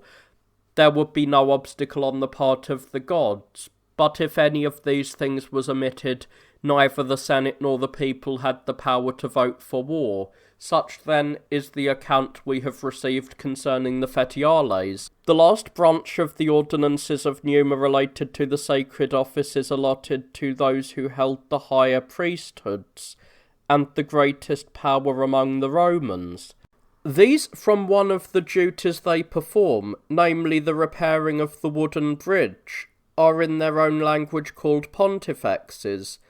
but they have jurisdiction over the most weighty matters, for they are the judges in all religious cases wherein private citizens, magistrates, or the ministers of the gods are concerned. They make laws for the observance of any religious rites, not established by written law or custom, which may seem to them worthy of receiving the sanction of law and custom. They inquire into the conduct of all magistrates to whom the performance of any sacrifice or other religious duty is committed, and also into that of all the priests. They take care that their servants and ministers whom they employ in religious rites commit no error in the matter of the sacred laws. To the laymen who are unacquainted with such matters, they are expounders and interpreters of everything relating to the worship of the gods and geniuses, and if they find that any disobey their orders, they inflict punishment upon them with due regard to every offence. Moreover, they are not liable to any prosecution or punishment, nor are they accountable to the Senate or to the people, at least concerning religious matters. Hence, if anyone wishes to call them hieroididaskaloi, hieronomoi, hierophylaces, or, as I think proper, hierophantai, he will not be in error. When one of them dies, another is appointed in his place, being chosen not by the people but by the pontifex themselves, who select the person they think best qualified among their fellow citizens, and the one thus appointed receives the priesthood, provided the omens are favourable to them. These, not to speak of other less important, are the greatest and the most noble regulations made by Numa concerning religious worship, and divided by him according to the different classes of sacred rites. and through these it came about that the city increased in piety. His regulations, moreover, that tended to inspire frugality and moderation in the life of the individual citizen and to create a passion for justice which preserves the harmony of the state, were exceedingly numerous, some of them being comprehended in written laws, and others not written down but embodied in custom and long usage. To treat all of these would be a difficult task, but mention of the two of them which have been most frequently cited will suffice to give evidence of the rest. First, to the end that people should be content with what they had and should not covet what belonged to others, there was the law that appointed boundaries to every man's possessions. For having ordered every one to draw a line around his own land and to place stones on the boundaries, he consecrated these stones to Jupiter Terminalis, and ordained that all should assemble at the place every year on a fixed day, and offer sacrifices to these stones. And he made the festival in honour of these gods of boundaries among the most dignified of all. This festival the Romans call Terminalia, from the boundaries, and the boundaries themselves, by the change of one letter, as compared with our language they call termines. He also enacted that if any person demolished or displaced these boundary stones, he should be looked upon as devoted to the gods, to the end that anyone who wished might kill him as a sacrilegious person with impunity, and without incurring any stain of guilt. He established the law with reference not only to private persons but also to those belonging to the public, for he marked these also with boundary stones, to the end that the gods of boundaries might distinguish the lands of the Romans from those of their neighbours, and the public lands from such as belonged to private persons. Memorials of this custom are observed by the Romans down to our times, purely as a religious form, for they look upon these boundary stones as gods, and sacrifice to them yearly, offering up no kind of animal, for it is not lawful to stain these stones with blood, but cakes made of cereals and other first fruit of the earth. But they ought still to observe the motive as well, which led Numa to regard these boundary stones as gods and content themselves with their own possessions without approving of the appropriation of that of other people either by violence or by fraud, whereas now there are some who, in disregard of what is best and of the example of their ancestors, instead of distinguishing what is theirs from what belongs to others, set as boundaries to their possessions not the law, but their greed to possess everything, which is disgraceful behaviour.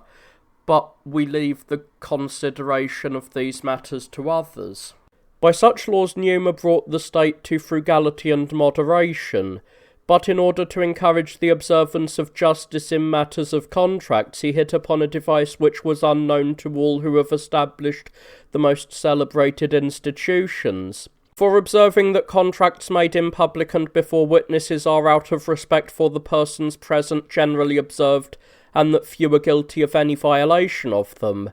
but that those which are made without witnesses, which are more numerous than the others, rest on no other security than the faith of those who make them. He thought it incumbent on him to make this faith the chief object of his care and to render it worthy of divine worship. For he felt that justice, Themis, Nemesis, and those the Greeks call Arenes, with other concepts of this kind, had been sufficiently revered and worshipped as gods by the men of former times, but that faith, than which there is nothing greater nor more sacred among men, was not yet worshipped either by the state in the public capacity or by private persons. As a result of these reflections, he first of all men erected a temple to the public faith and instituted sacrifices in her honour, at the public expense, in the same manner as to the rest of the gods. And in truth the result was bound to be that this attitude of good faith and constancy on the part of the state towards all men would in the course of time render the behaviour of the individual citizen similar. In any case, so revered and inviolable a thing was good faith in their estimation that the greatest oath a man could take was by his own faith, and this had greater weight than all the testimony taken together. And if there was any dispute between one man and another concerning a contract entered into without witnesses, the faith of either of the parties was sufficient to decide the controversy and prevent it from going any further. And the magistrates and courts of justice based their decisions in most cases on the oaths of the parties attesting by their faith. Such regulations devised by Numa at the time to encourage moderation and enforce justice rendered the Roman state more orderly than the best regulated household. For the measures which I am now going to relate made it both careful to provide itself with necessities and industrious in acquiring the advantages that flow from labour. For this man, considering that a state which was to love justice and to continue in the practice of moderation ought to abound in all things necessary to support life, divided the whole country into what are called pagi or districts, and over each of these districts he appointed an official whose duty it was to inspect and visit the lands lying in his own jurisdiction. These men, going their rounds frequently, made a record of the lands that were well and ill cultivated, and laid it before the king, who repaid the diligence of the careful husbandman with commendations and favours, and by reprimanding and fining the slothful encouraged them to cultivate their lands with greater attention. Accordingly, the people, being freed from wars and exempt from any attendance on the affairs of the state, and at the same time being disgraced and punished for idleness and sloth, all became husbandmen, and looked upon the riches which the earth yields, and which of all others are the most just, as more enjoyable than the precarious influence of a military life. And by the same means Numa came to be beloved of his subjects, the example of his neighbours, and the theme of posterity. It was owing to these measures that neither civil dissension broke the harmony of the state, nor foreign wars interrupted the observance of his most excellent and admirable institutions. For their neighbours were so far from looking upon the peaceful tranquillity of the Romans as an opportunity for attacking them, that, if at any time they were at war with one another, they chose the Romans for mediators and wished to settle their enmities under the arbitration of Numa. This man, therefore, I should take no shame in placing among the foremost of those who have been celebrated for their felicity in life.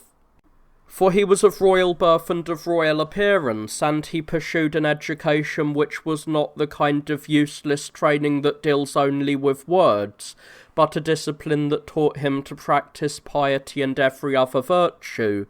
When he was young, he was thought worthy to assume the sovereignty over the Romans, who had invited him to that dignity,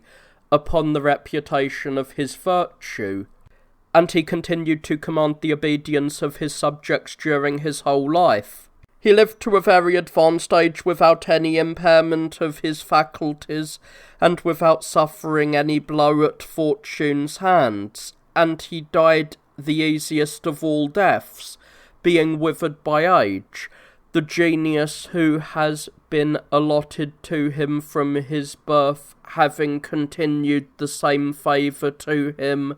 until he disappeared from among men. He lived more than 80 years and reigned 43, leaving behind him, according to most historians, 4 sons and 1 daughter, whose posterity remain to this day, but according to Gnaeus Gellus, he left only 1 daughter, who was the mother of Ancus Marcius, the second king of the Romans after him. His death was greatly lamented by the state, which gave him a most splendid funeral. He lies buried upon the Janiculum, on the other side of the river Tiber, such is the account we have received concerning Numa Pompilius,